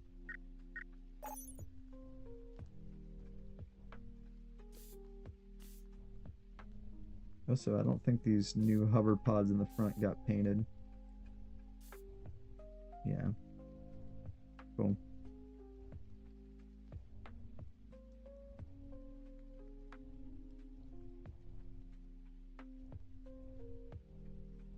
So going in here, I'm just going to go ahead and add that blue line.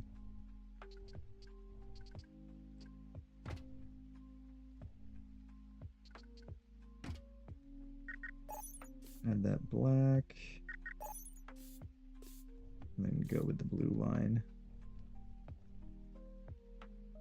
Probably keep the blue line actually coming out right on this edge.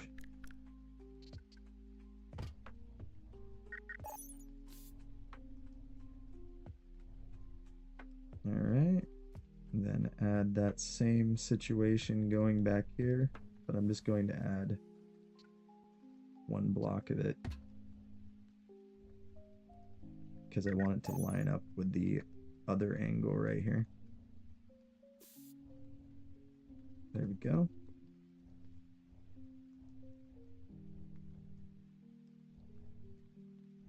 So one thing I do want to do, I do notice that's messed up. And do a little bit more color adjustment. I'm going to remove a little bit of the light blue here. Maybe actually bring it back to the purple on this line. And then bring the blue and angle it more. You know, give it more of an actual purpose there. Yeah. So looking here, the back line could probably use with a little bit of half tile decoration. The midnight could probably get injected on this line. Yeah, so go with the midnight right there.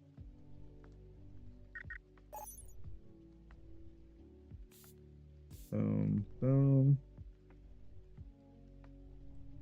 And possibly add a rose design on top of it.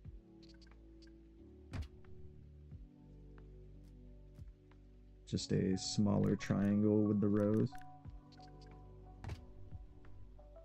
Or I guess we could just call it Crimson Justice, since it's literally that color.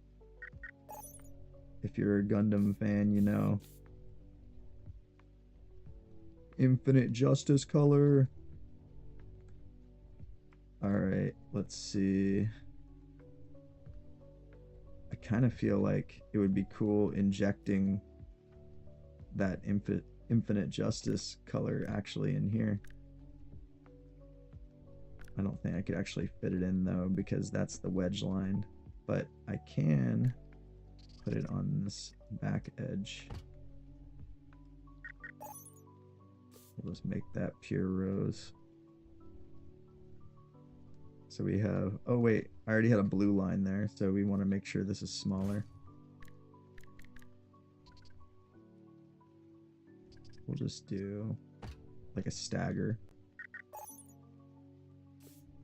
There.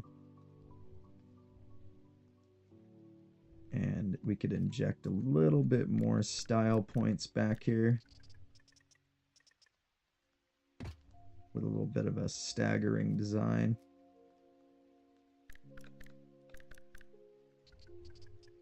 Let's get tricky.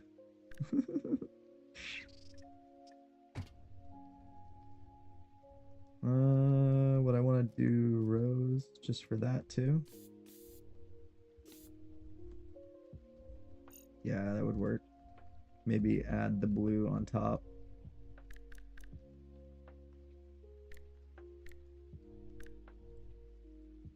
So we'll just go ahead and add,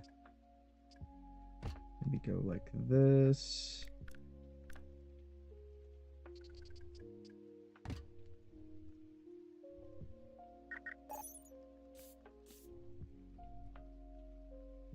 All right, nice.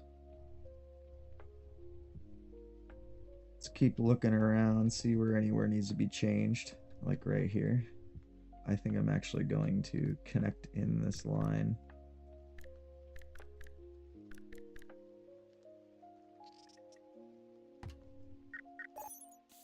Go ahead and finish that out.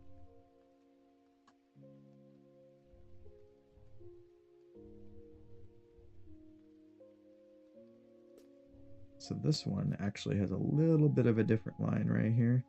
So I'm going to adjust it to match.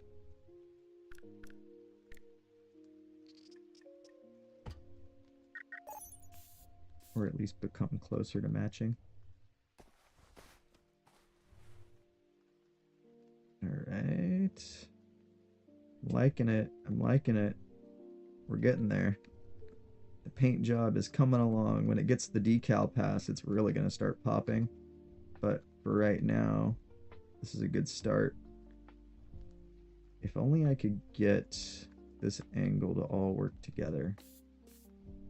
We'll use that. We'll just do this. Kind of get that. I'm really tempted to try to get that bottom line for the dashboard on the windshield, but that's going to be a lot of work trying to change that. Looking at any other changes I might want to make. We'll take the midnight and line the inside of the engine bay with it.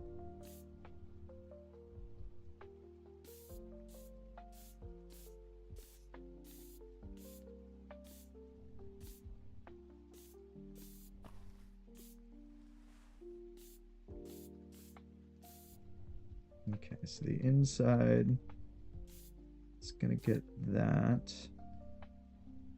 Make sure I got the ceiling. There we go.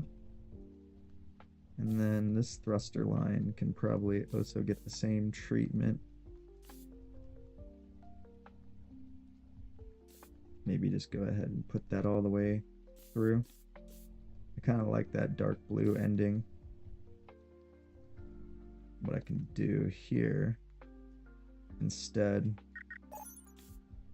the simpler solution is just adding a single half tile there, then recolor it, and then we can get our dark blue there.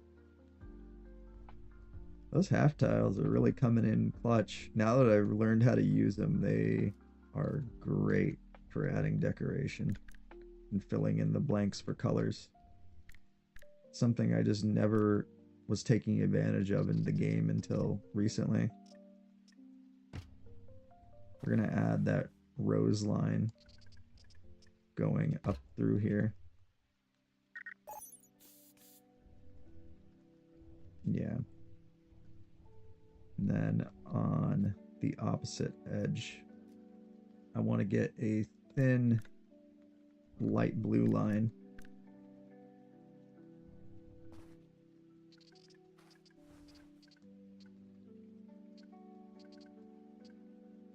So something like that.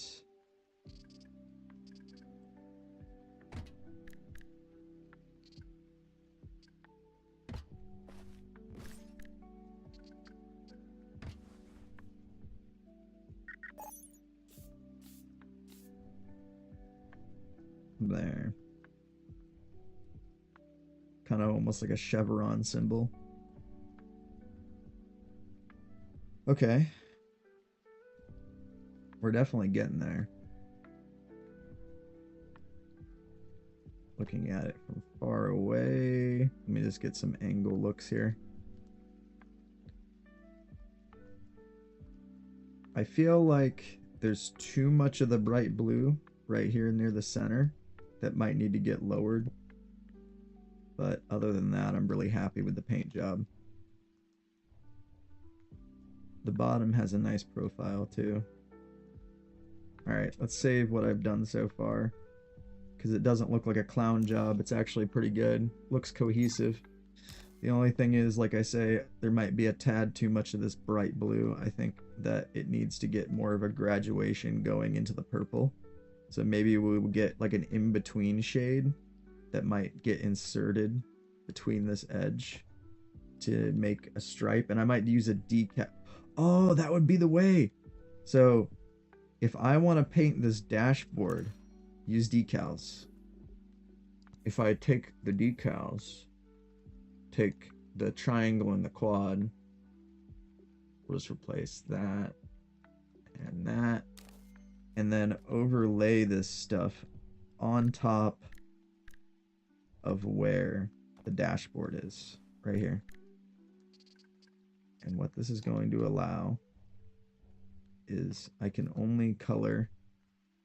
actually color the dashboard the color I want through the decals, because the decals will go directly through everything. See? So this is the easy way to actually get this.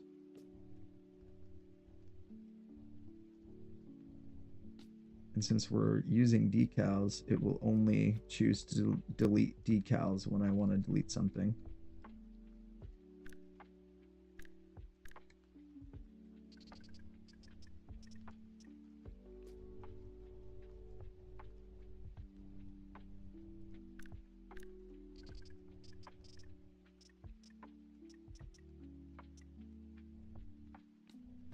See?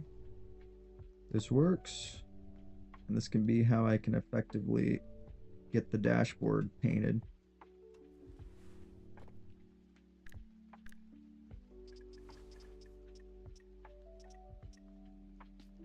There we go.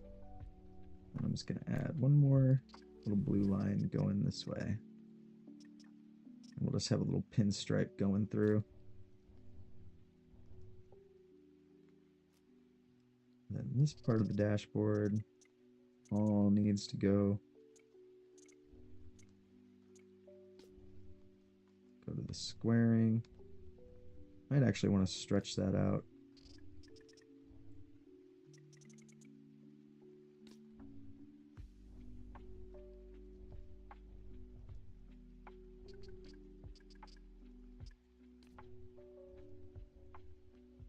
There we go. So we'll get the midnight.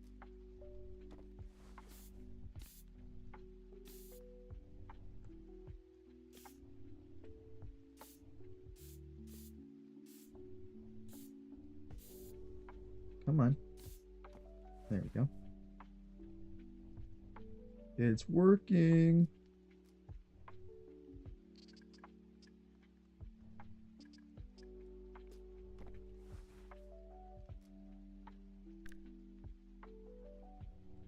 Oh, yeah, I don't think I can go that deep.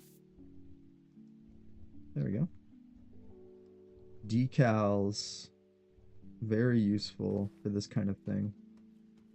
Because now our dashboard can actually be whatever color we want. Now we do have a little bit of jankies here, it looks like. Might just do a little bit of adjustments.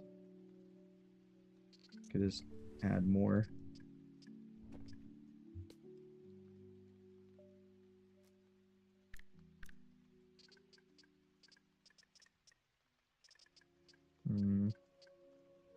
Let's go ahead and connect in. Oh, that looks a little weird.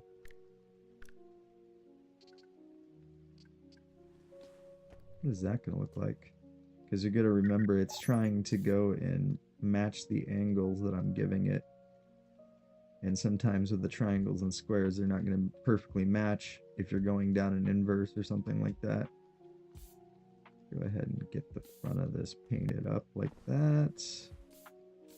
Might go ahead and paint the entire inside of the cockpit with that coloration.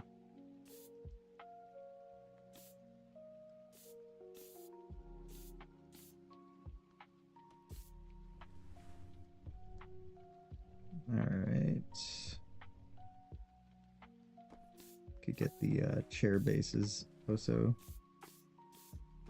The chairs themselves, kind of thinking about going with the rose. Oh, that actually looks really weird. That isn't right. Let's try this one. There we go. Now, one thing I did realize since we finished the inside of this cockpit This seat can actually come back. We can actually adjust all the seats to accommodate the vessel more, because I actually realized I had another space back here I can use where the life support is. There's still a space between me and the life support, so this will actually work. And this will give us better view, a little bit more breathing room in the cockpit, and I also should be able to grab the handles properly now. I don't have my hover pods adjusted right. As you can see, there's not enough hover pods in the front. Our nose is sitting too low. We would get much more speed this way, though, at being this at this angle. But I need a little bit more hover pods in the front so the nose isn't touching the ground. But this is the desirable angle that you would want the craft to sit at. If you want to get the most speed, you want to have it where it's downward nose facing like this. You're going to get more speed in a hovercraft that way. Alright, so that is working well.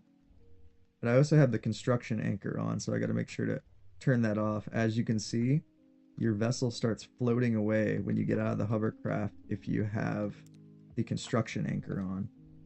So let's bring it back down to Earth. There we go.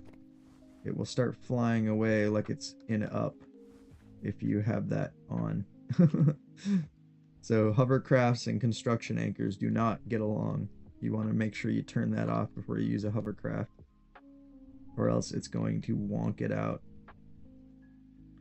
Alright, that is looking really sweet. And look at that, she's sitting real nice on the ground. The hover pods in the back kind of almost work as landing gear. I just need a little bit more hover power in the front. But we could actually turn...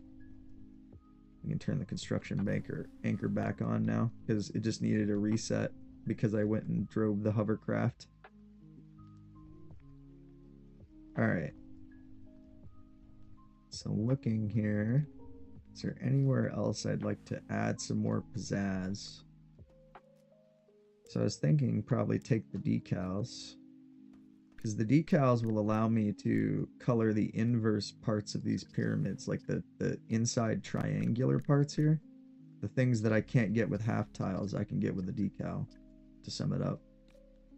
So right here, if I wanted to do like a diamond, and we could do this in the twin rows.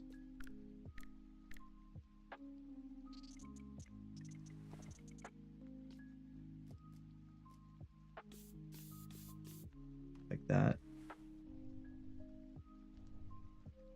And if we wanted to, we can bring this style out and up by just kind of messing around with decals.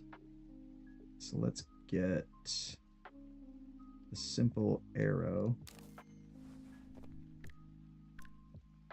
Make probably about this size. Oh, we got to do it closer. Do it like in there.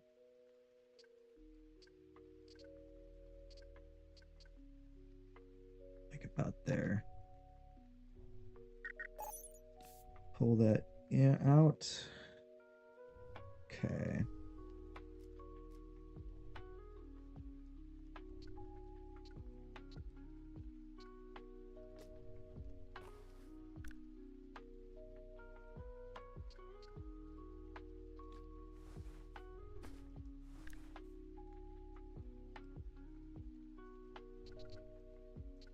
Nope, this one right here needs to get adjusted.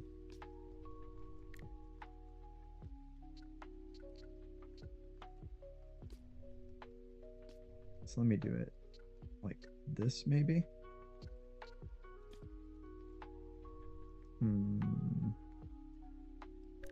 We could always take another square or triangle, kind of meet this in. Let's take a triangle and get that edge sorted.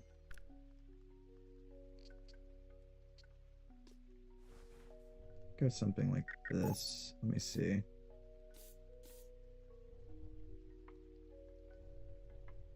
Not enough rhyme or reason to design. It needs a little bit more to it. maybe add another triangle going out this way. Make it a little sharper.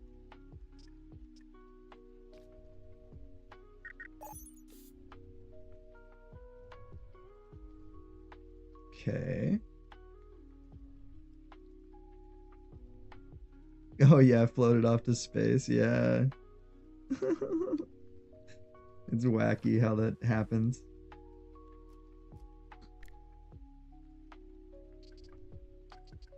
So let me see. Do I want to add like maybe a little sharp tip here going on this side?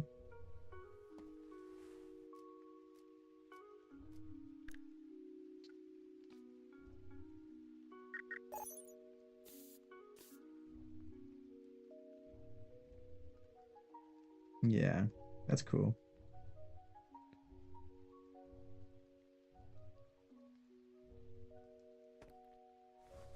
So I could clean up this little space in here by getting a connecting kind of pyramid, bring it out, maybe then bring it back around.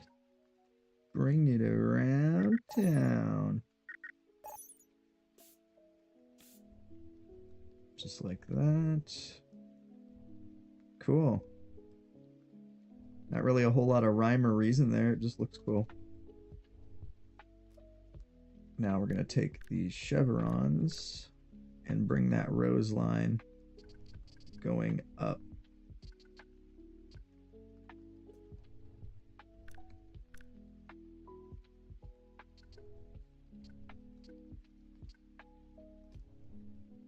Ooh, too far over.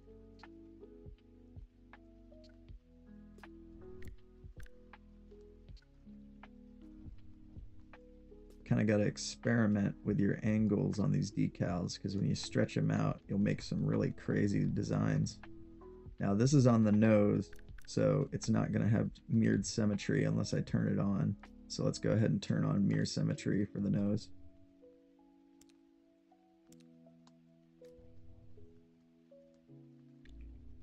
You can have symmetry now. Something I probably should have done a long time ago in this session. Okay. So we'll start at the middle point.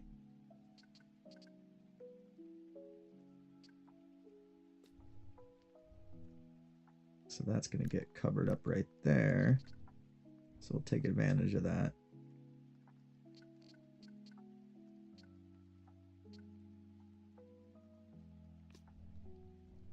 Ooh, that one doesn't even show up.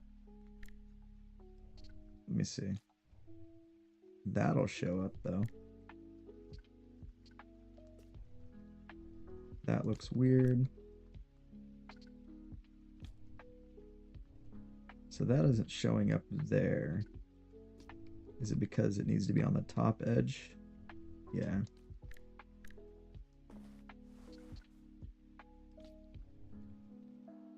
That kind of looks cool.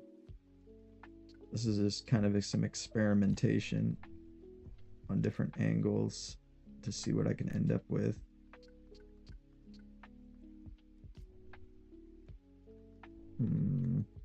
Now it cuts off right here, and I don't know how I feel about that.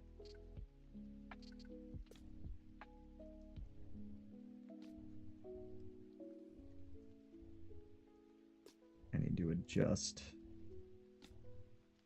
Let me see. Let me try meeting it on this angle.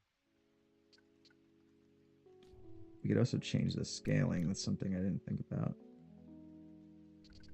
Do this at a much smaller scale. Now that would actually not work in our favor.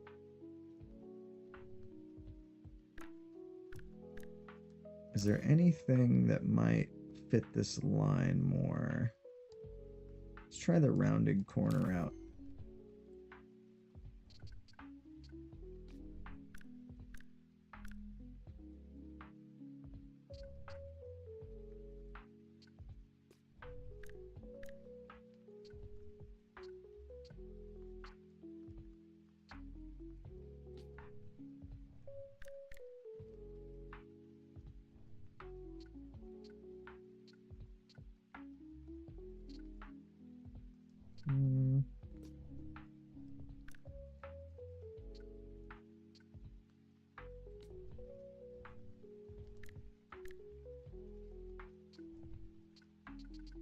No, let's see. Trying to think of a good idea that would look cool. That looks kind of like pie. It looks like almost the pie shape. It's pie, guys. Let me see.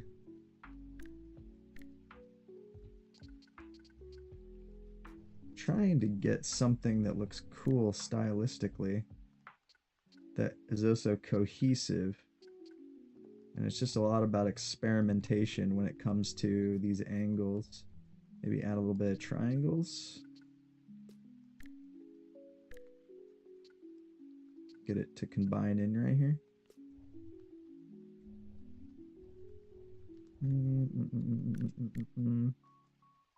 Flip it. Oh, that doesn't work.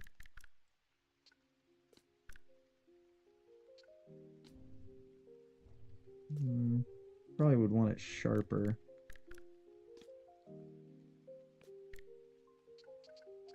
Bring it all the way down to the nose, if possible.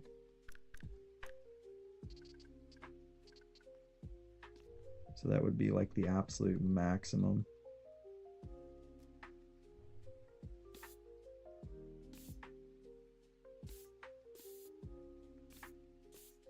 Might need to fix up that one line right there.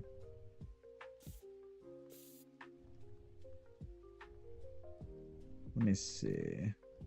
Let me go ahead and get some of these angles adjusted.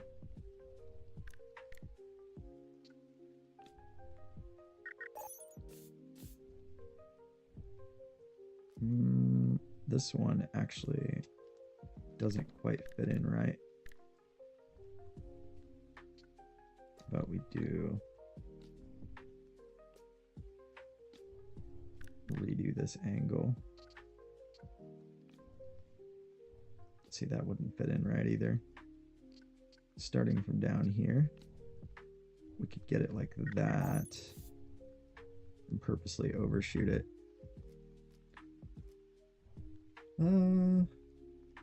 Right here, probably purposely keep it a box and then bring it back with a reverse blade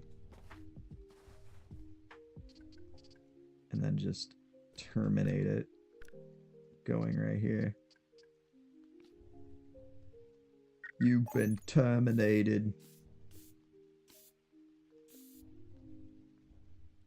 All right. Let's see. Go ahead and bring that in. Oh, that is not going to work. Bring it in this way. Well, almost. Kind of have those two work together.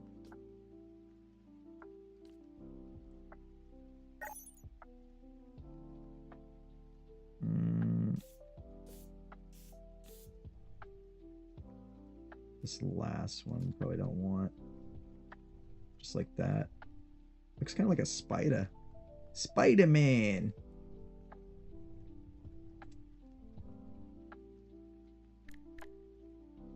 Has a very tribal feel to it. Let me see. I don't know if I need to really necessarily fill in this box fully, but I would like to maybe clean up that angle, make it a little bit sharper there. This pie symbol, I don't know how I feel about it. We could maybe get a triangle line.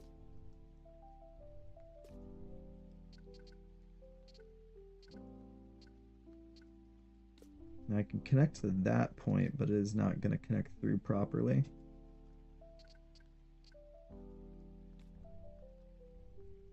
See, those lines are just not going to match.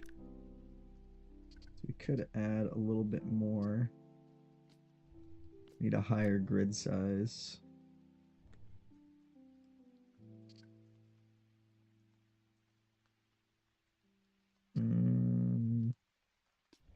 Oh, I see how I did it. So bring the line from down there, right there. Why didn't it put it on this side?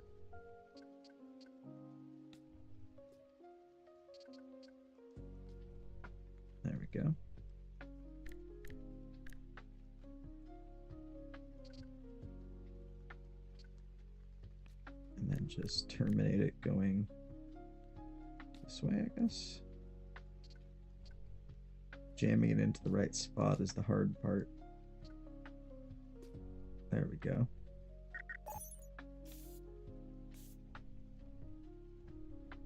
And I could actually do a little bit of color mixing here.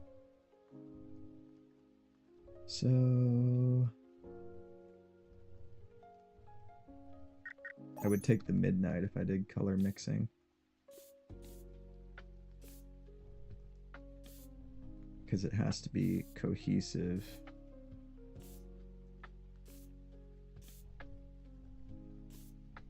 So that line there. Maybe this outer edge. Just keep just that part as the rose. Or maybe bring a little bit of it back, going right there. And then have it come back out like it's coming back out from behind there. That might be nice. I really wanted to put maybe a possible rose line right here. So just have a rose line on the top of this.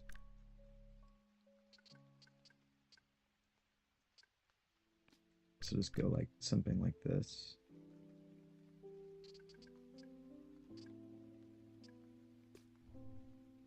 So something like that.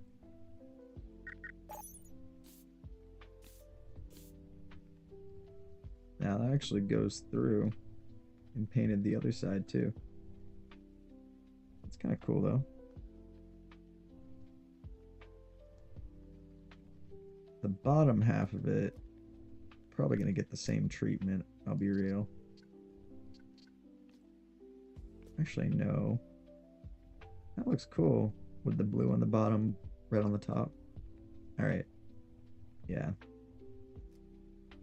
Get a little bit more of these marks. Now let me see if that will actually... Nope. I want it to go kind of under.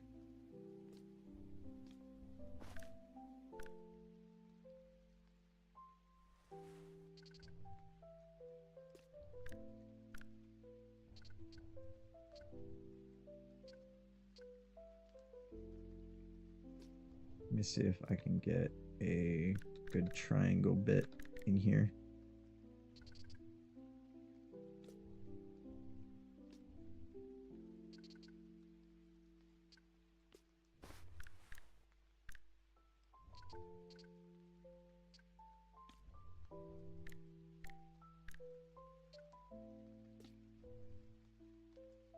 Can't get quite to line up here. Oh, I might be able to do a separating design right here. Something like that.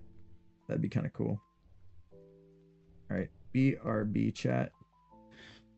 I have to use the restroom again. I'll try to be real quick. I might go ahead and smoke while I'm gone, so I'll just put the BRB up.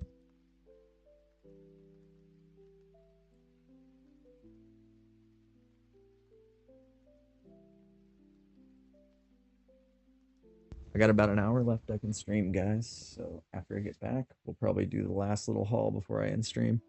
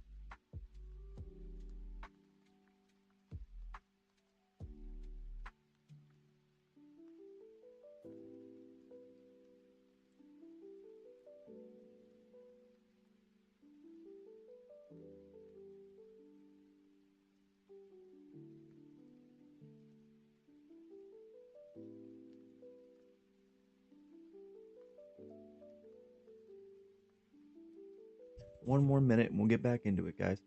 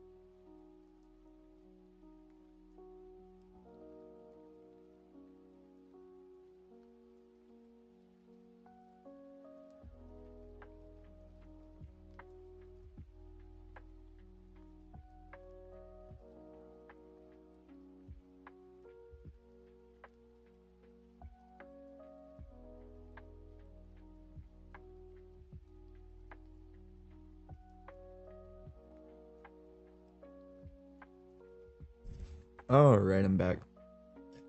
Let's keep working on things.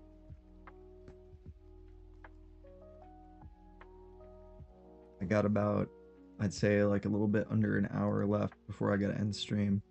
I gotta work today, sadly. Go ahead and get these colored up. Ah.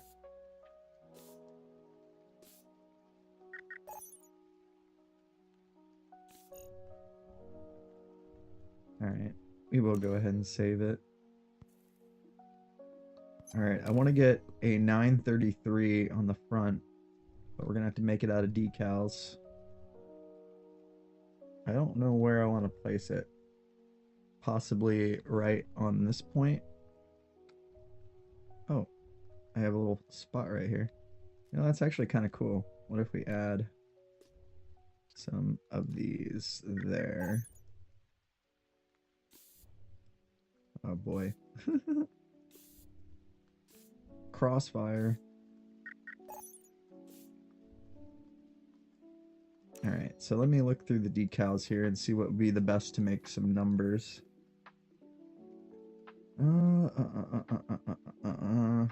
Basic lines and such are going to help. So I could use the circle to make the circle for the 9. Let me try this.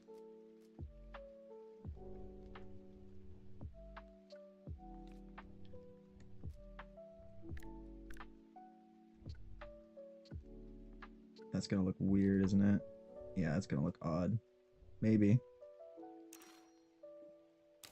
Now I could try to make the 3s out of this.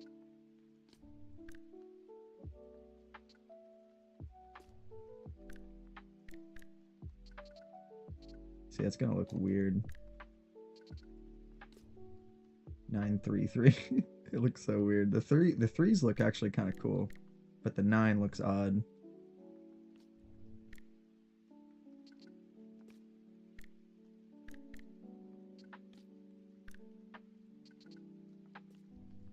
Alright, the 9 needs adjustment. I think probably we should use maybe a square here.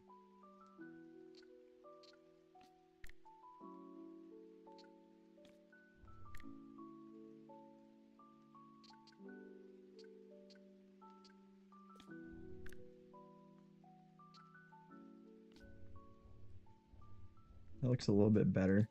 Maybe make it more disconnected.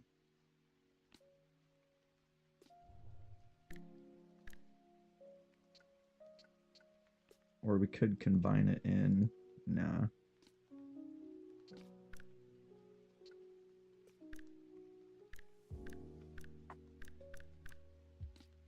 Let me bring the bottom line. Yeah, so I guess that would make sense. Something like this. And I could just add more to it. Oh, I can't get it small enough.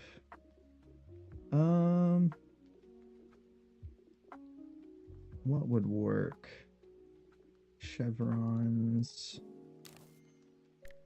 I just want to have like maybe some little tips on these.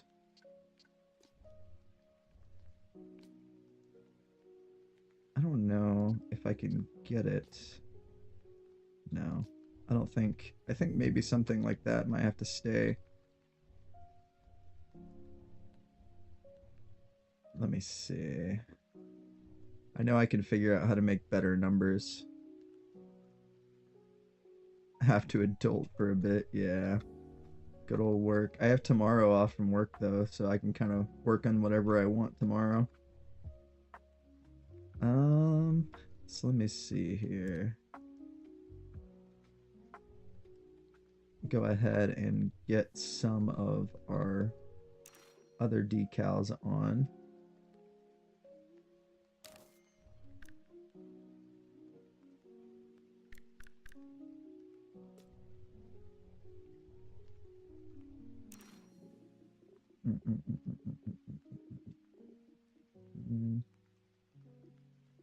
Probably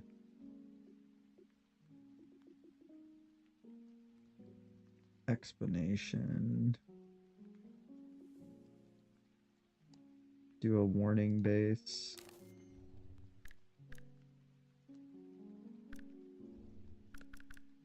If I can only get it, yeah. So get the arrow back.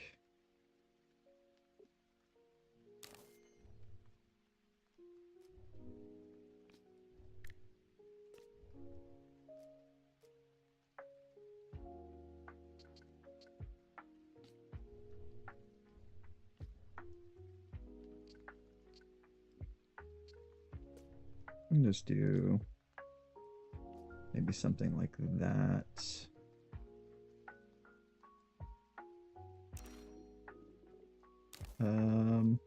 So let's get a shade here. Want to make the caution bits yellow and such, but I want to get the right shade.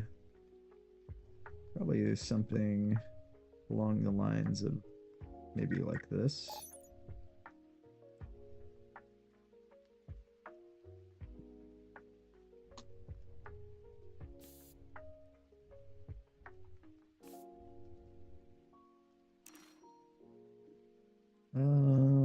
Probably maybe the fire symbol. Let's see.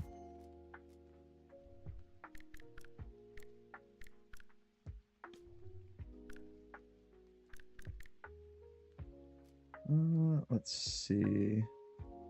Maybe make that the rose color.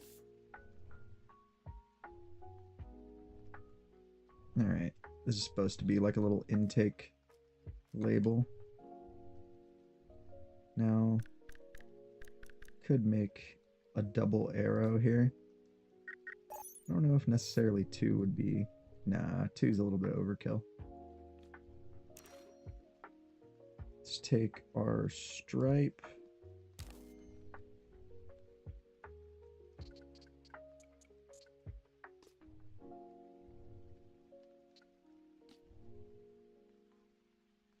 Maybe it would actually look better with just the long stripe.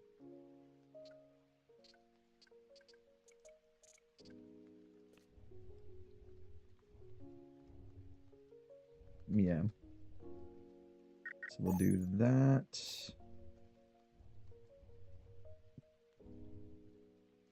Cool.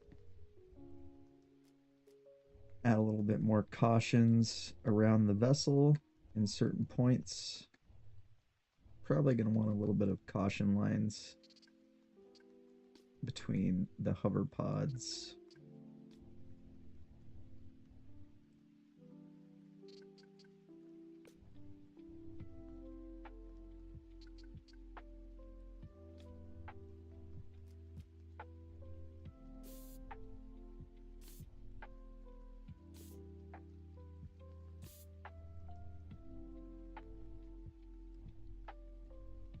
Might get some going back here too for the main engine setup.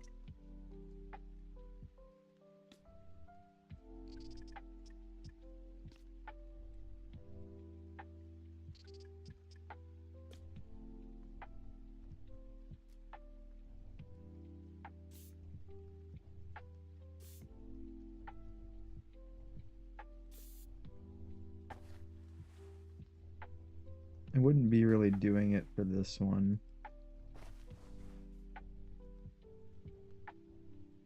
Alright. Let me see. Is there anything I want to put on the back necessarily? Possibly. No. I don't really think necessarily I need too much back here.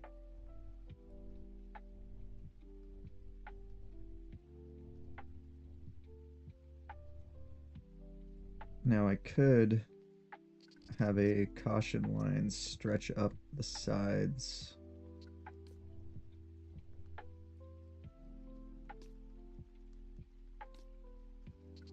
For wing clearance. How I'd have to do this is stagger it down.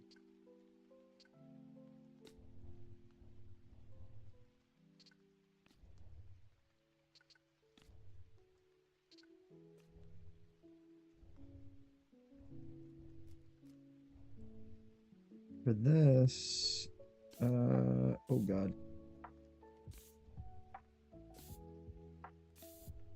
Let me just see what this would look like going along with the copper. Ah! Crossfire. Might look better with the, maybe the rose color on these ones.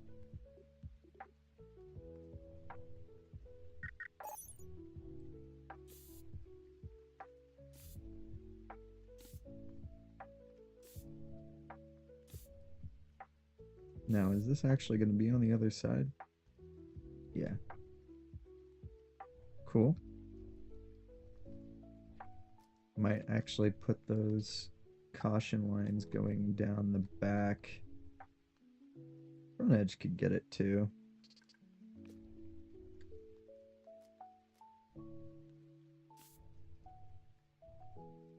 This whole casing, pretty much. Oh, that looks pretty dang good.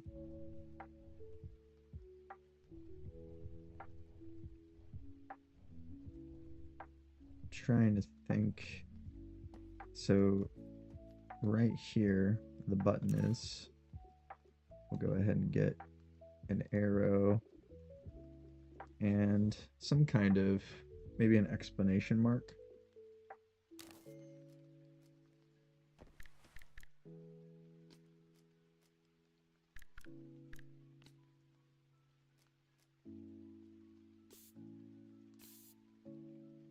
Probably should put it in the yellow, just to make it obvious.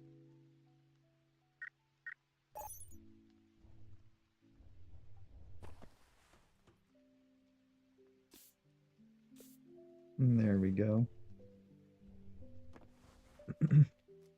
And I could have another one. Oh, I was gonna say I could get another exclamation mark on this side. But one place I could have an arrow.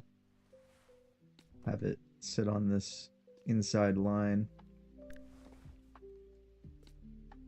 Kind of go opposite with it.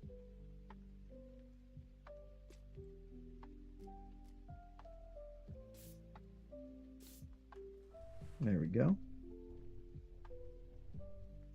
And I can always change that arrow. You don't have to be a sideways arrow. You just do a straight arrow right there.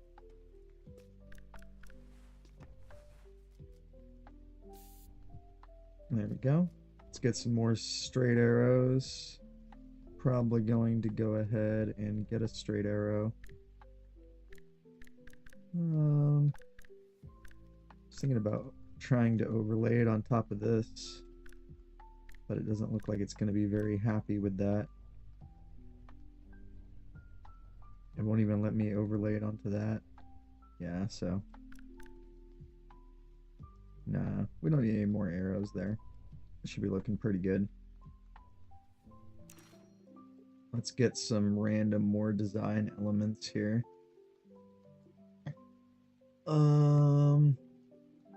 I think it's time to start adding some of these. So let's add these, add these. We'll get the sea creased triangle. Alright, yeah, creased triangle. Increased vert triangle. We'll get the holes. We'll just get all of it. And the creased rectangle. Pretty much all of everything we need. That is all of the little design elements.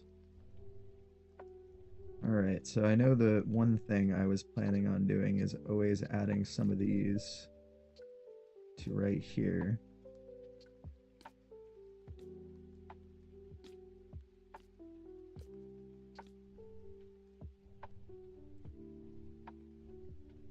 And this front edge.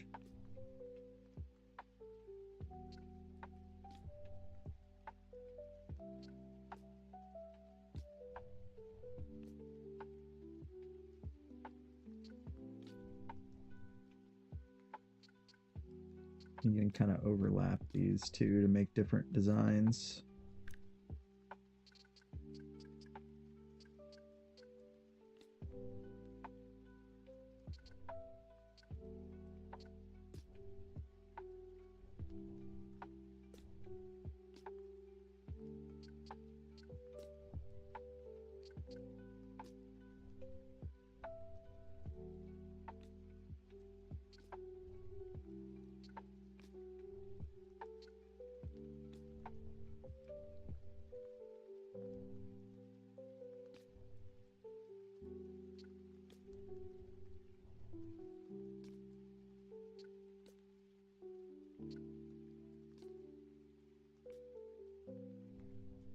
Okay.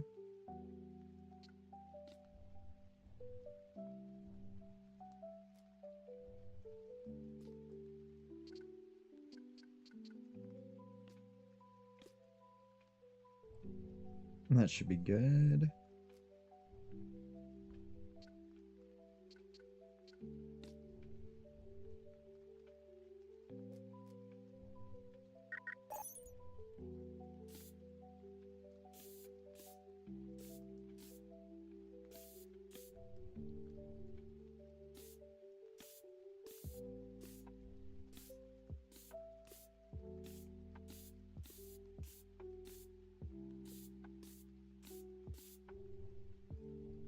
Okay. Oh, that looks cool. Okay. So these bolts can be adding a little bit of this going back. No. Let's do a stagger.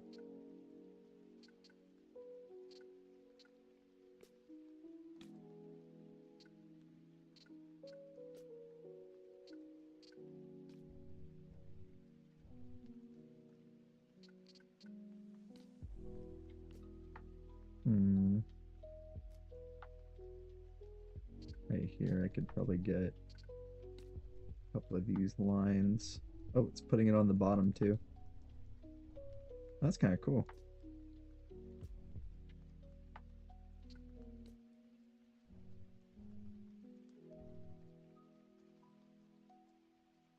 Maybe we'll keep that.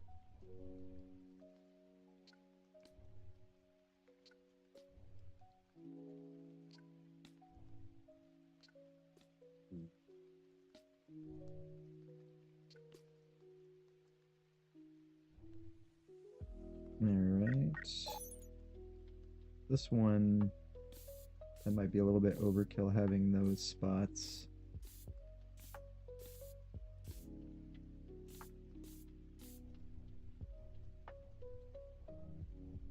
I think we should take the purple. Let me get rid of that one.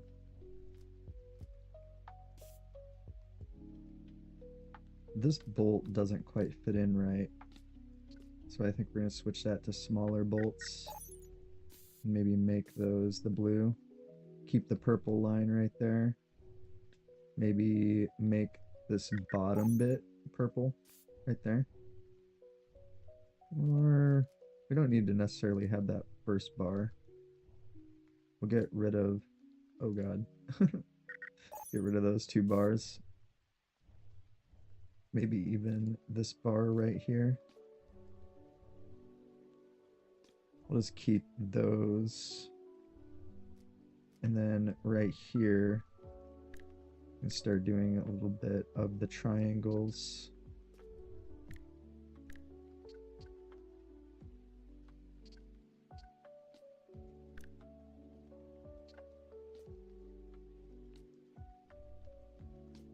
I kind of want to have a reversing triangle here. Ah! Crossfire!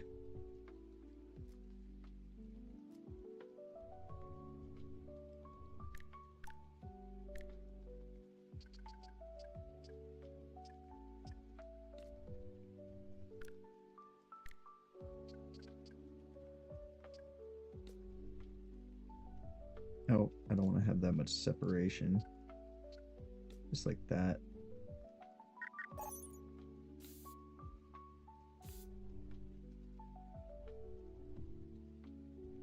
Cool.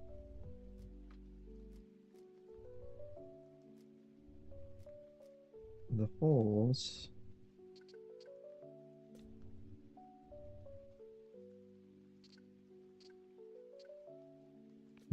No, not right there.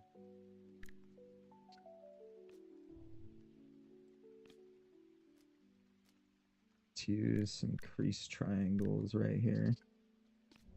Make an outer layer.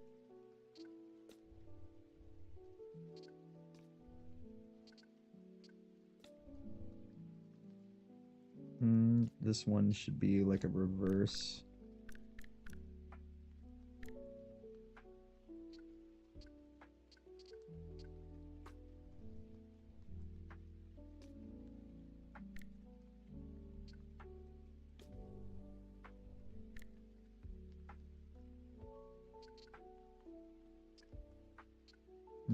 That won't work.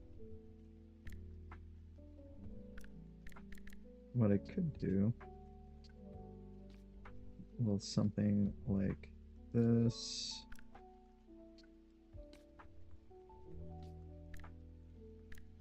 I think it looked good with this.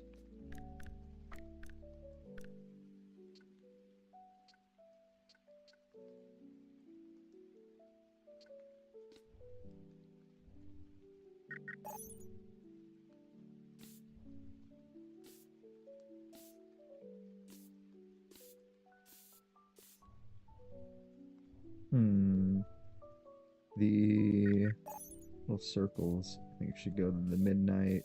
Go with midnight there. Probably midnight for all of these.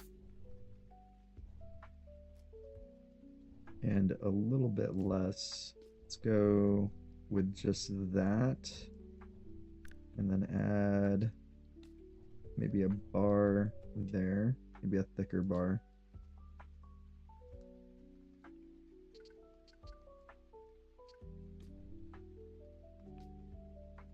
Start from this line. There we go.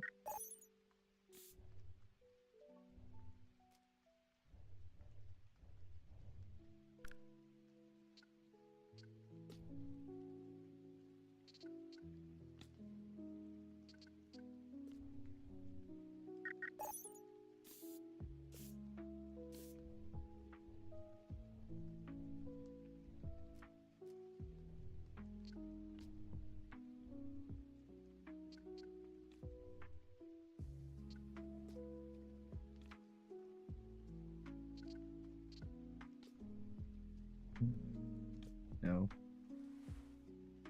I think just that is good.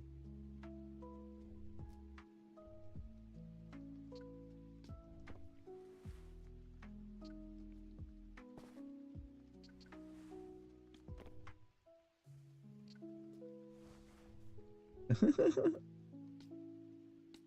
looks a little goofy. So let me see. What would look cooler?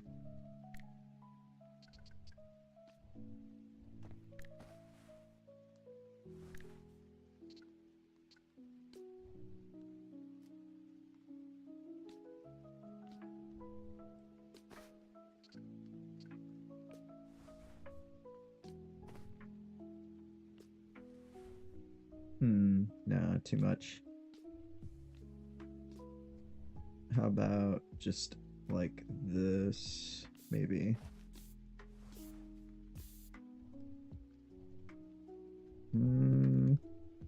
Still think there's too much going on down here. Let's remove these. Keep that. Remove that. Probably just remove those. Keep those. Let me see. Gonna add another triple.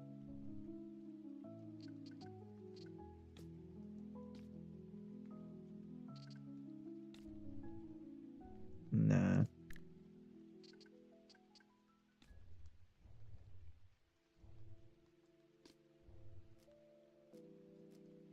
Trying to think what I'd like to do. Now, the 933, probably going to go...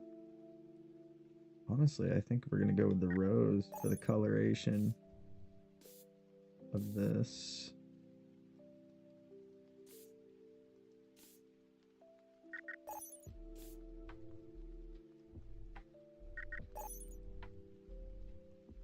Could go with the rose and the blue. But I think maybe just either the blue or the rose would be better. I think just the rose. And I might be able to stylize this a little bit more. Doing the numbers and letters is not exactly easy.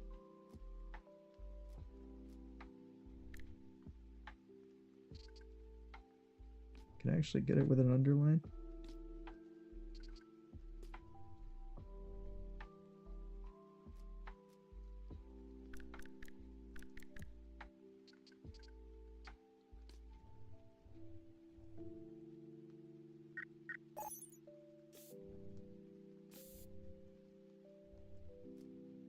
Probably have a staggered type thing going on with these.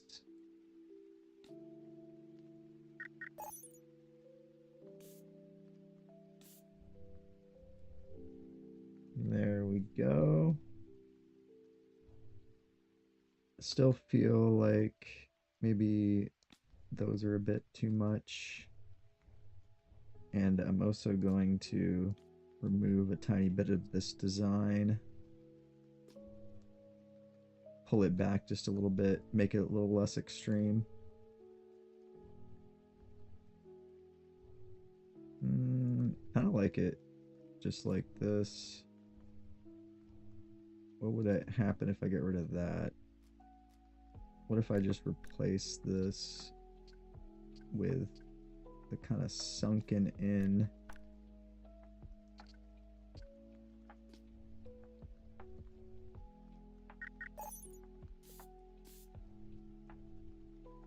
Maybe actually in the rose.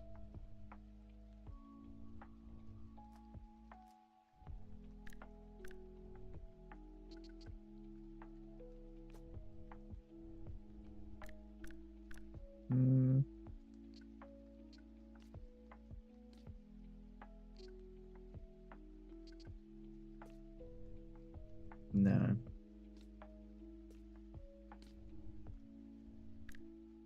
So, could I get it to work right here? Could do like something like this.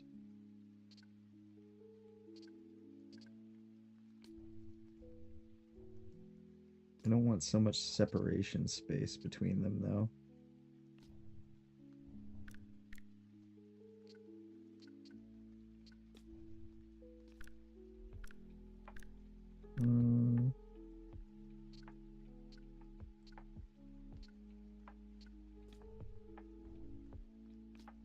Just keep that maybe. There, that works.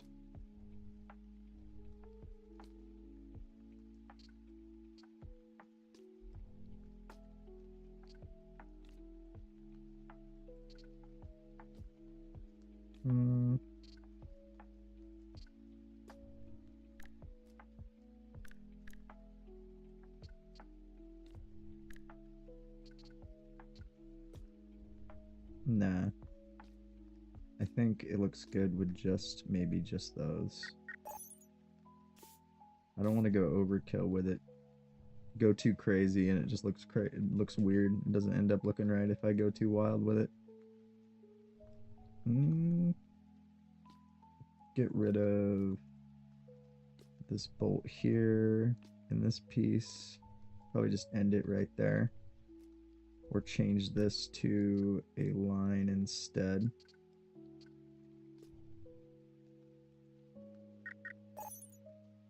Maybe we'll keep it a purple line. Alright. I feel like maybe the blue would stand out more.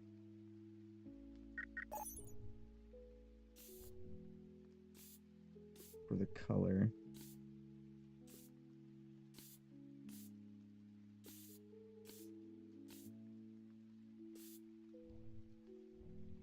Still doesn't really stand out.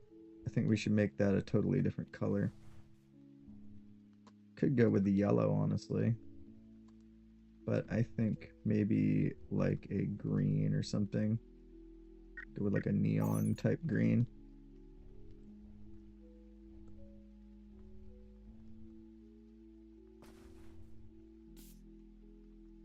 Because I would like to inject a bright color into the build. And I think a really bright green might be the perfect color. Alright. That would actually be good.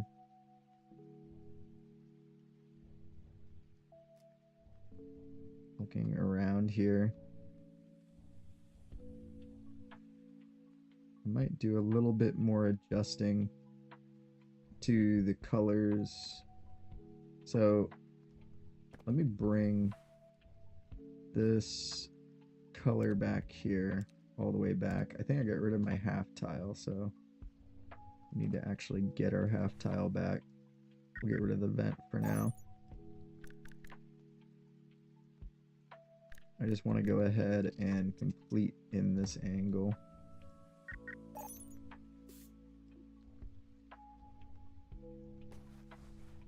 And we will need to get that front line too, just to be able to blend this.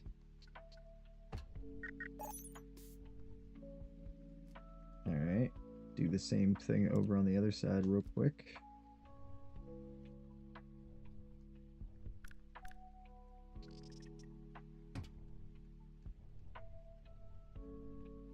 This side we don't need to blend, it's already got a piece there. There we go. Looking good.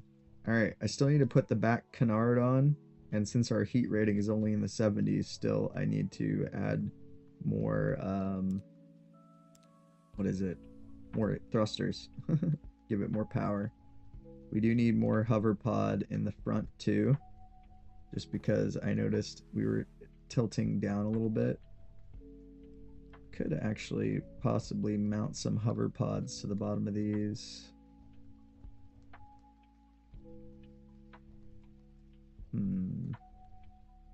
Where would be a good mounting point? Is this flat right here? This is actually flat. So maybe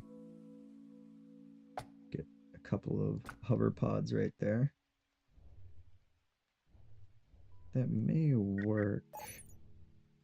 Let me check and see if this balances us enough.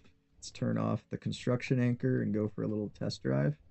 Let's actually add more engines also first. Let's get that heat level pretty much right at the max. See what she can handle. So what I'm going to do is I'm actually going to stack on top of the other engine and just layer them.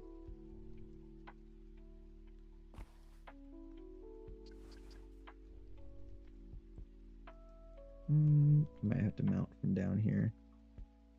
I need to get the right angle to be able to grow this correctly.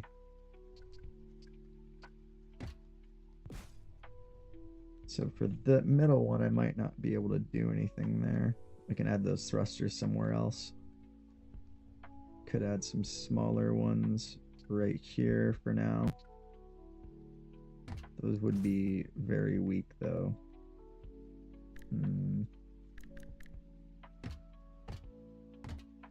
Let me just see what kind of heat rating we're going to end up with. Could go and add that last line.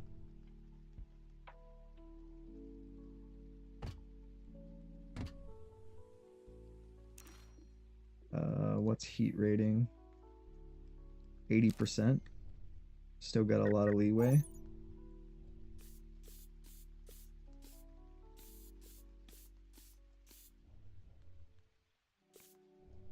Okay. Where else could thrusters get mounted in?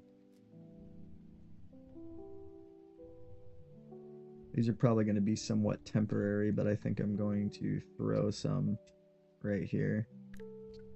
These are going to be likely just temporary ones, just to give a little bit more oomph for the system. Just add those on the back. Now what's our heat rating at? 83. It didn't really change that much. If that's the case, let's make this a big boy square thruster block. Why are you unhappy about that, huh? Let's do that. We'll just make it a real big thruster block there. Once again, like I say, that will just be temporary there. Just something to... Oh, there we go. Oh my god, we're exactly at 100. How do you do that? Now, wait a second. We're dissipating more heat than generating. This is perfect. This is like the absolute maximum. This is still pilotable.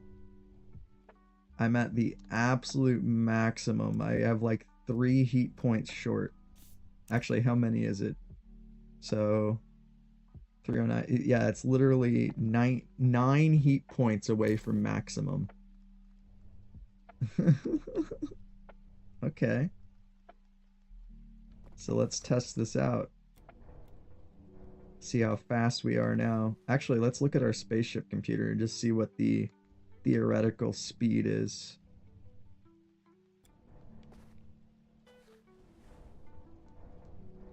I need to actually paint all the inside here. This inside, the guts do not have coloration yet. Make sure we turn off the construction anchor. And check this. 217 meters per second. 2,700 kilonewtons of thrust. It's not the most speed in the world. Could definitely go with more if I wanted. It's really just balancing that heat. Alright. Can I still fold this while we're in the ground like this? Maybe it would help if I lifted it up. Oh no, it's fine. Nice. Alright, let me turn off no clip.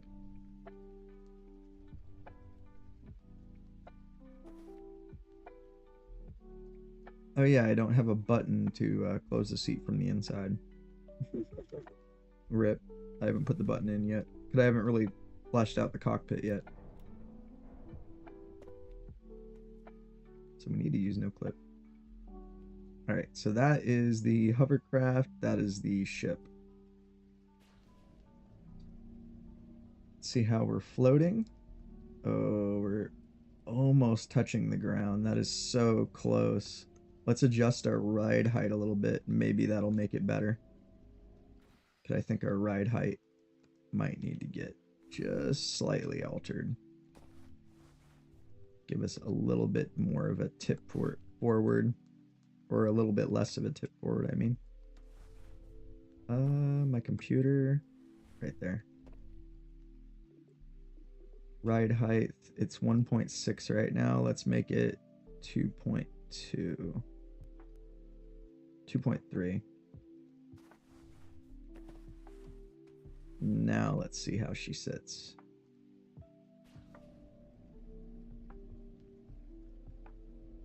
That's a little bit better. It's a tiny bit more clearance off the ground. This is the optimal angle you want, though, for speed. All right. Fire in the hole. 3, 2, 1. Speed test. All right. Let's test her out. Oh, we're kind of bumping the ground a little bit. Let's get to the water. Ooh, we're going pretty fast. Good acceleration.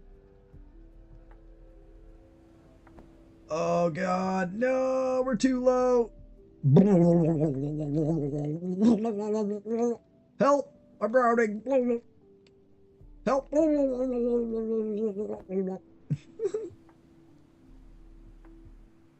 She's in the bottom of the drink.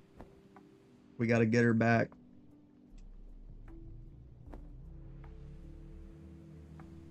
I need to change that ride height a little bit.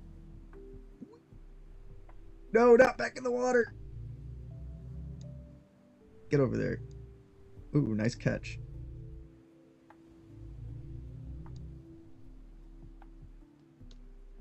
All right. Yeah, I have to go into the water a little slow.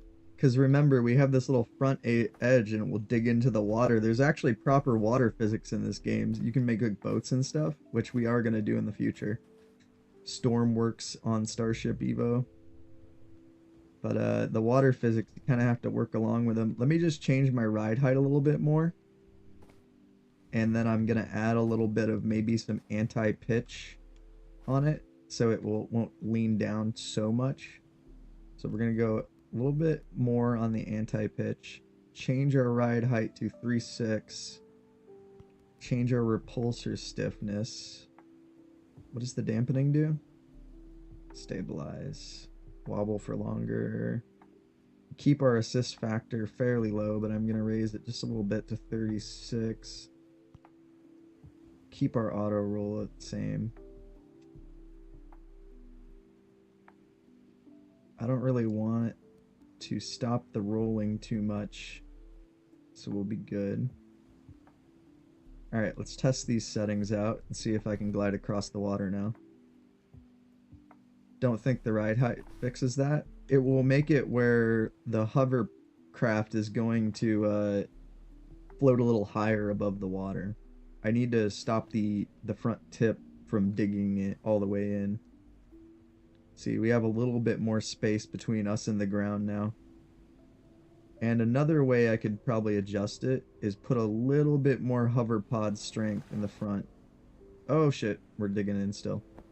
I need more hover pod in the front. There's not enough hover in the front and it's leaning us down too much.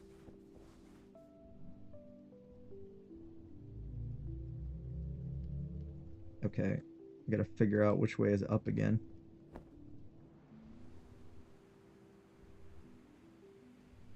So let me add a little bit more hover pod to the front. The hover pods are not strong enough in the front. They're too strong in the back, leading to too much lean. We need to balance the lean. Okay. Bring you over a little bit more. Oh, missed it. Whoa, don't throw it. There we go. Might need my construction anchor to get more on here. I could just put some temporary pods. Let me just make these temporary... Oh god. Crossfire.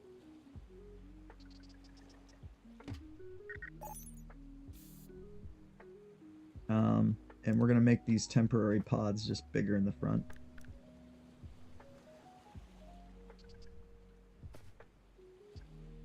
So how about something like that instead? Now see how it's gonna sit. Oh no, it's overheating now. No! Making the hover pods bigger made it overheat. Where is it? It's at 101. No! Let's get rid of some tiny engines and see if that works.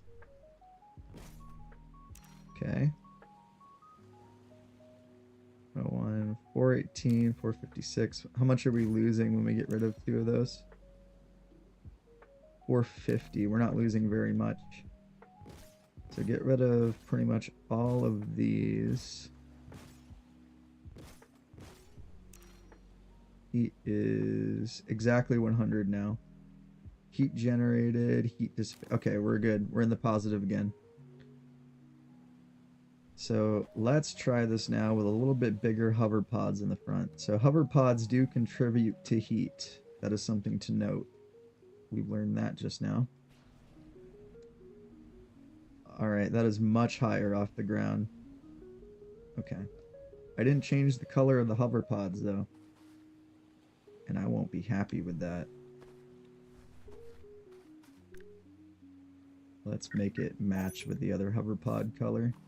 And then we can adjust our ride height lower again because we have much stronger hover pods. So ride height is going to be 2.4. And I think this will be our ticket. Now let's see if we dig in the water. Looking pretty good. Alright, let's see.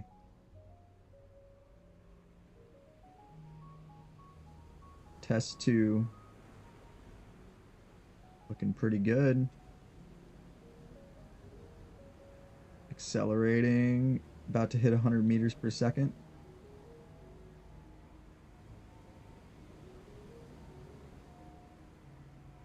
Power's looking good. We are losing a little bit of power. We need probably a little bit more solar generation because you can see our power bar is going down a bit. It's going down slowly, but we don't want it to be going down at all. So we need to change our angle more. As you can see, we're still only hitting that 140.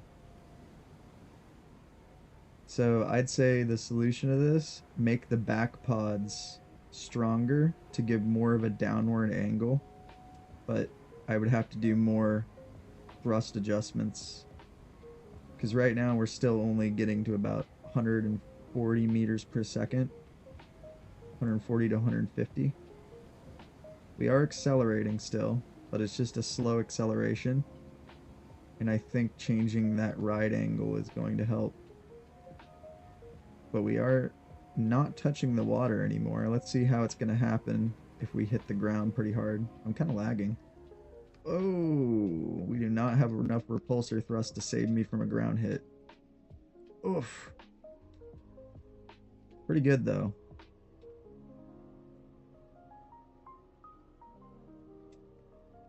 Alright, let's make a little bit of adjustments.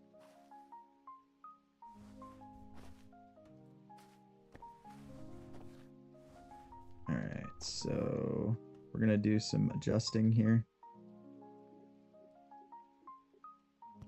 Give it like virtually no anti-roll. Or anti-pitch, I mean. Change the ride height as low as possible. Get it extremely low. We're talking about hugging the ground if I can. Alright, and then I need to adjust the repulsor strength in the front and back. So the front has enough. The back needs more of an angle to it.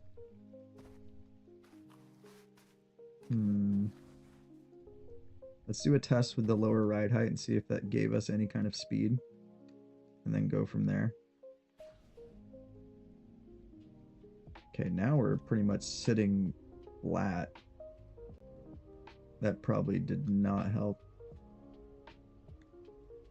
That actually made it probably worse because now we're sitting pretty much flat. I need to be sitting at an angle. Angling is important here in this situation. What if I made the ride height actually extremely high? So let's go 5.7 and see if we get like a real strong nose tip.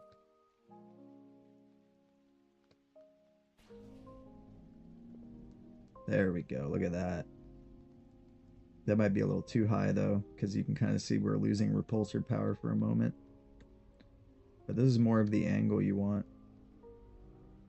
Ooh, she's a little bouncy because of the anti-pitch control. She is accelerating faster now though. That's better acceleration. Definitely better acceleration. Okay. So that is helping on acceleration. 127. Alright, you can kind of see how she has that bounce. So maybe we want to bring some of our anti-pitch back up. And then take our ride height, lower it maybe just a little bit. Oh god. Slammed into a rock. Well, that didn't go well. Probably should have been looking for the rock in front of me.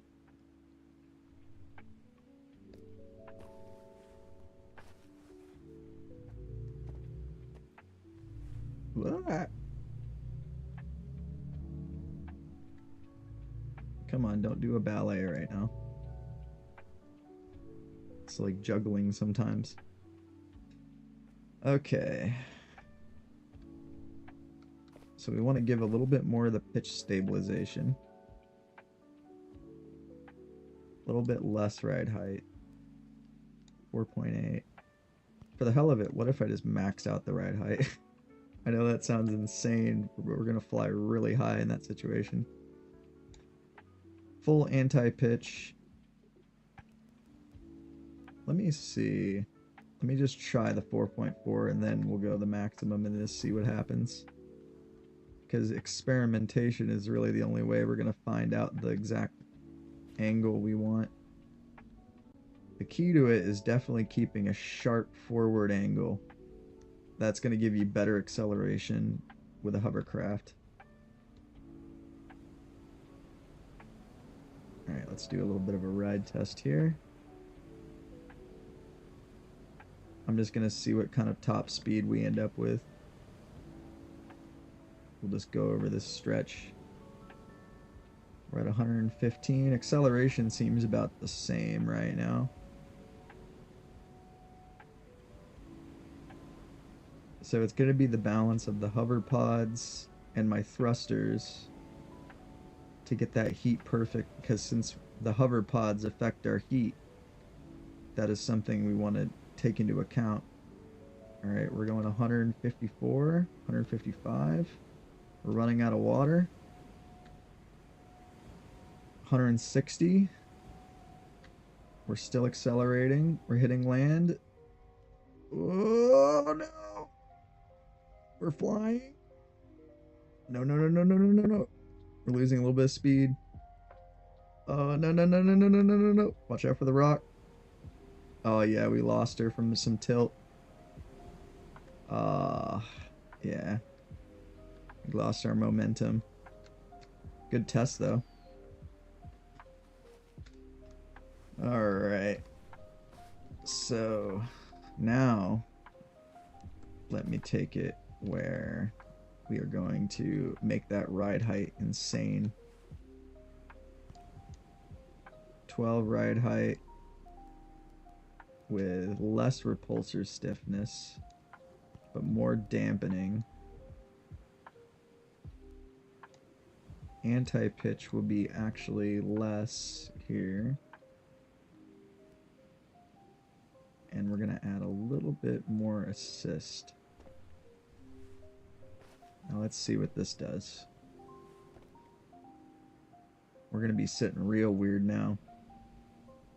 Whoa, she's a little bouncy. Alright. Let's start going back over the water again. We're going to go over this way because we want to make our way towards base again. Acceleration seems pretty nice. We're already almost to 80. Let's get over the water. Ooh, we're getting a lot of airtime here.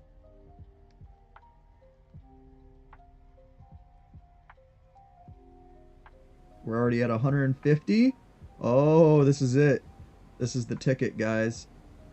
Look at that. We're already at 160. There it is. 170. Yes. It's working. 185. Alright, so we got to keep angling it forward. 200.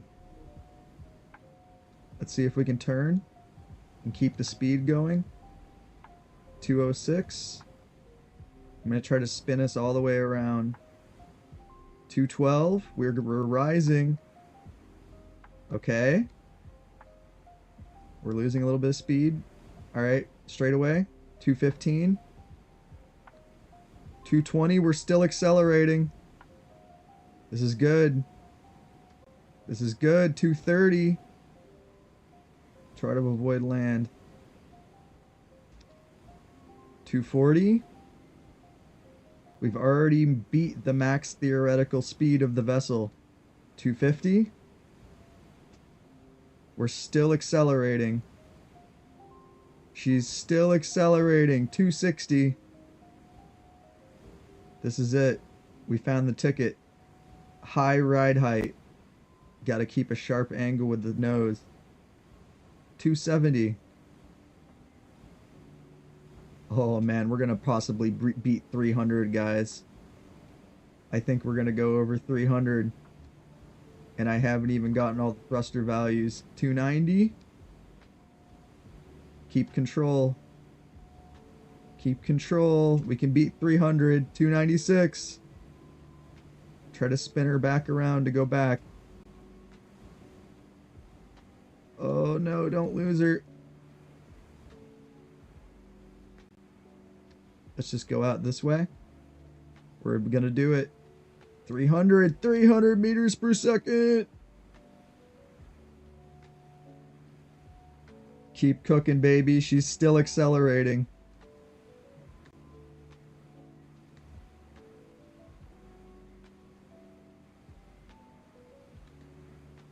Woo, buddy. 315. Oh man, we're about to hit land here.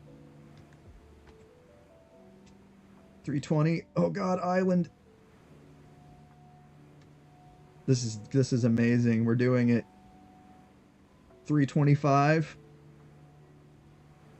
Oh god. We're inevitably going to hit land very soon and we're going to be flying. 330. All right, we're going to hit land at 330 meters per second. Oh, buddy. 340. We're still accelerating. We're still going. Even faster. 350. Look at, even when I made the angle even sharper, now it's really accelerating. Oh my god, we found it. We found the ticket. 356. We are cooking. We are absolutely cooking right now. It's no 900 meters per second, but hey, we're on the right track. If I could even get this thing to 500 meters per second, we're going to be really doing good. 357. I think we hit our max speed at 357. Look at that. 350. 357 is our max speed, guys. We are not getting any faster. We found it. Oh, wait. It's going up 358. It has 1 or 2 more meters per second left in there. And the power seems stable. Look at that. 358 seems to be the absolute max speed. Oh, wait. No, it's getting 1 more meter per second. It might actually get to 360. Will it get it to 360 here? And come on, baby. 360 before we hit the landmass. You can do it. You can do it.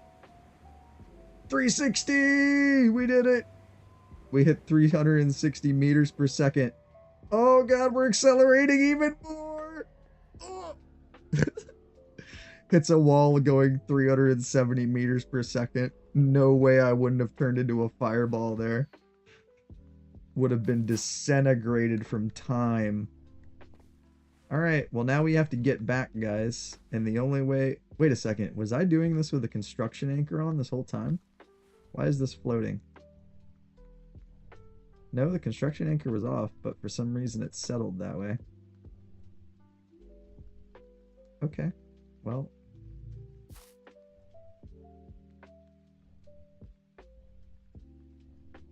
Pink mist. Alright. Let's change to spaceship mode to get our way back, because we only can see our antenna for some reason where our base is in spaceship mode. which is a little odd. I think it's over this way. It's where that is. We've gone so far across the earth. So isn't this so cool? Racing hovercraft and a high-speed vessel. We're already going 200 meters per second in spaceship mode. She's pretty quick in this mode too. 230. I wonder if we could actually get to that 360 meters per second with this spaceship speed too.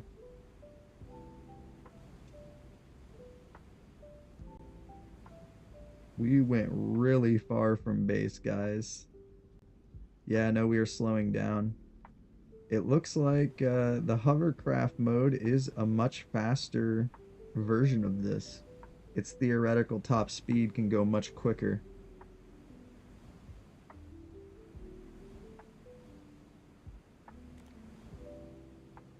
Go ahead and lock onto base.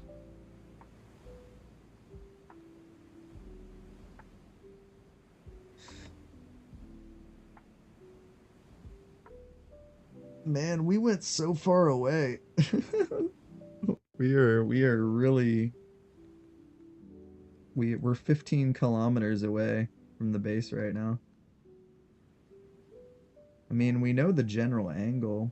Could I switch to hover mode mid-air and like fall into the water and start hovering and keeping this speed? Let me see if this works. This is gonna be a little wild, guys. Alright, guys. We gotta be quick about this.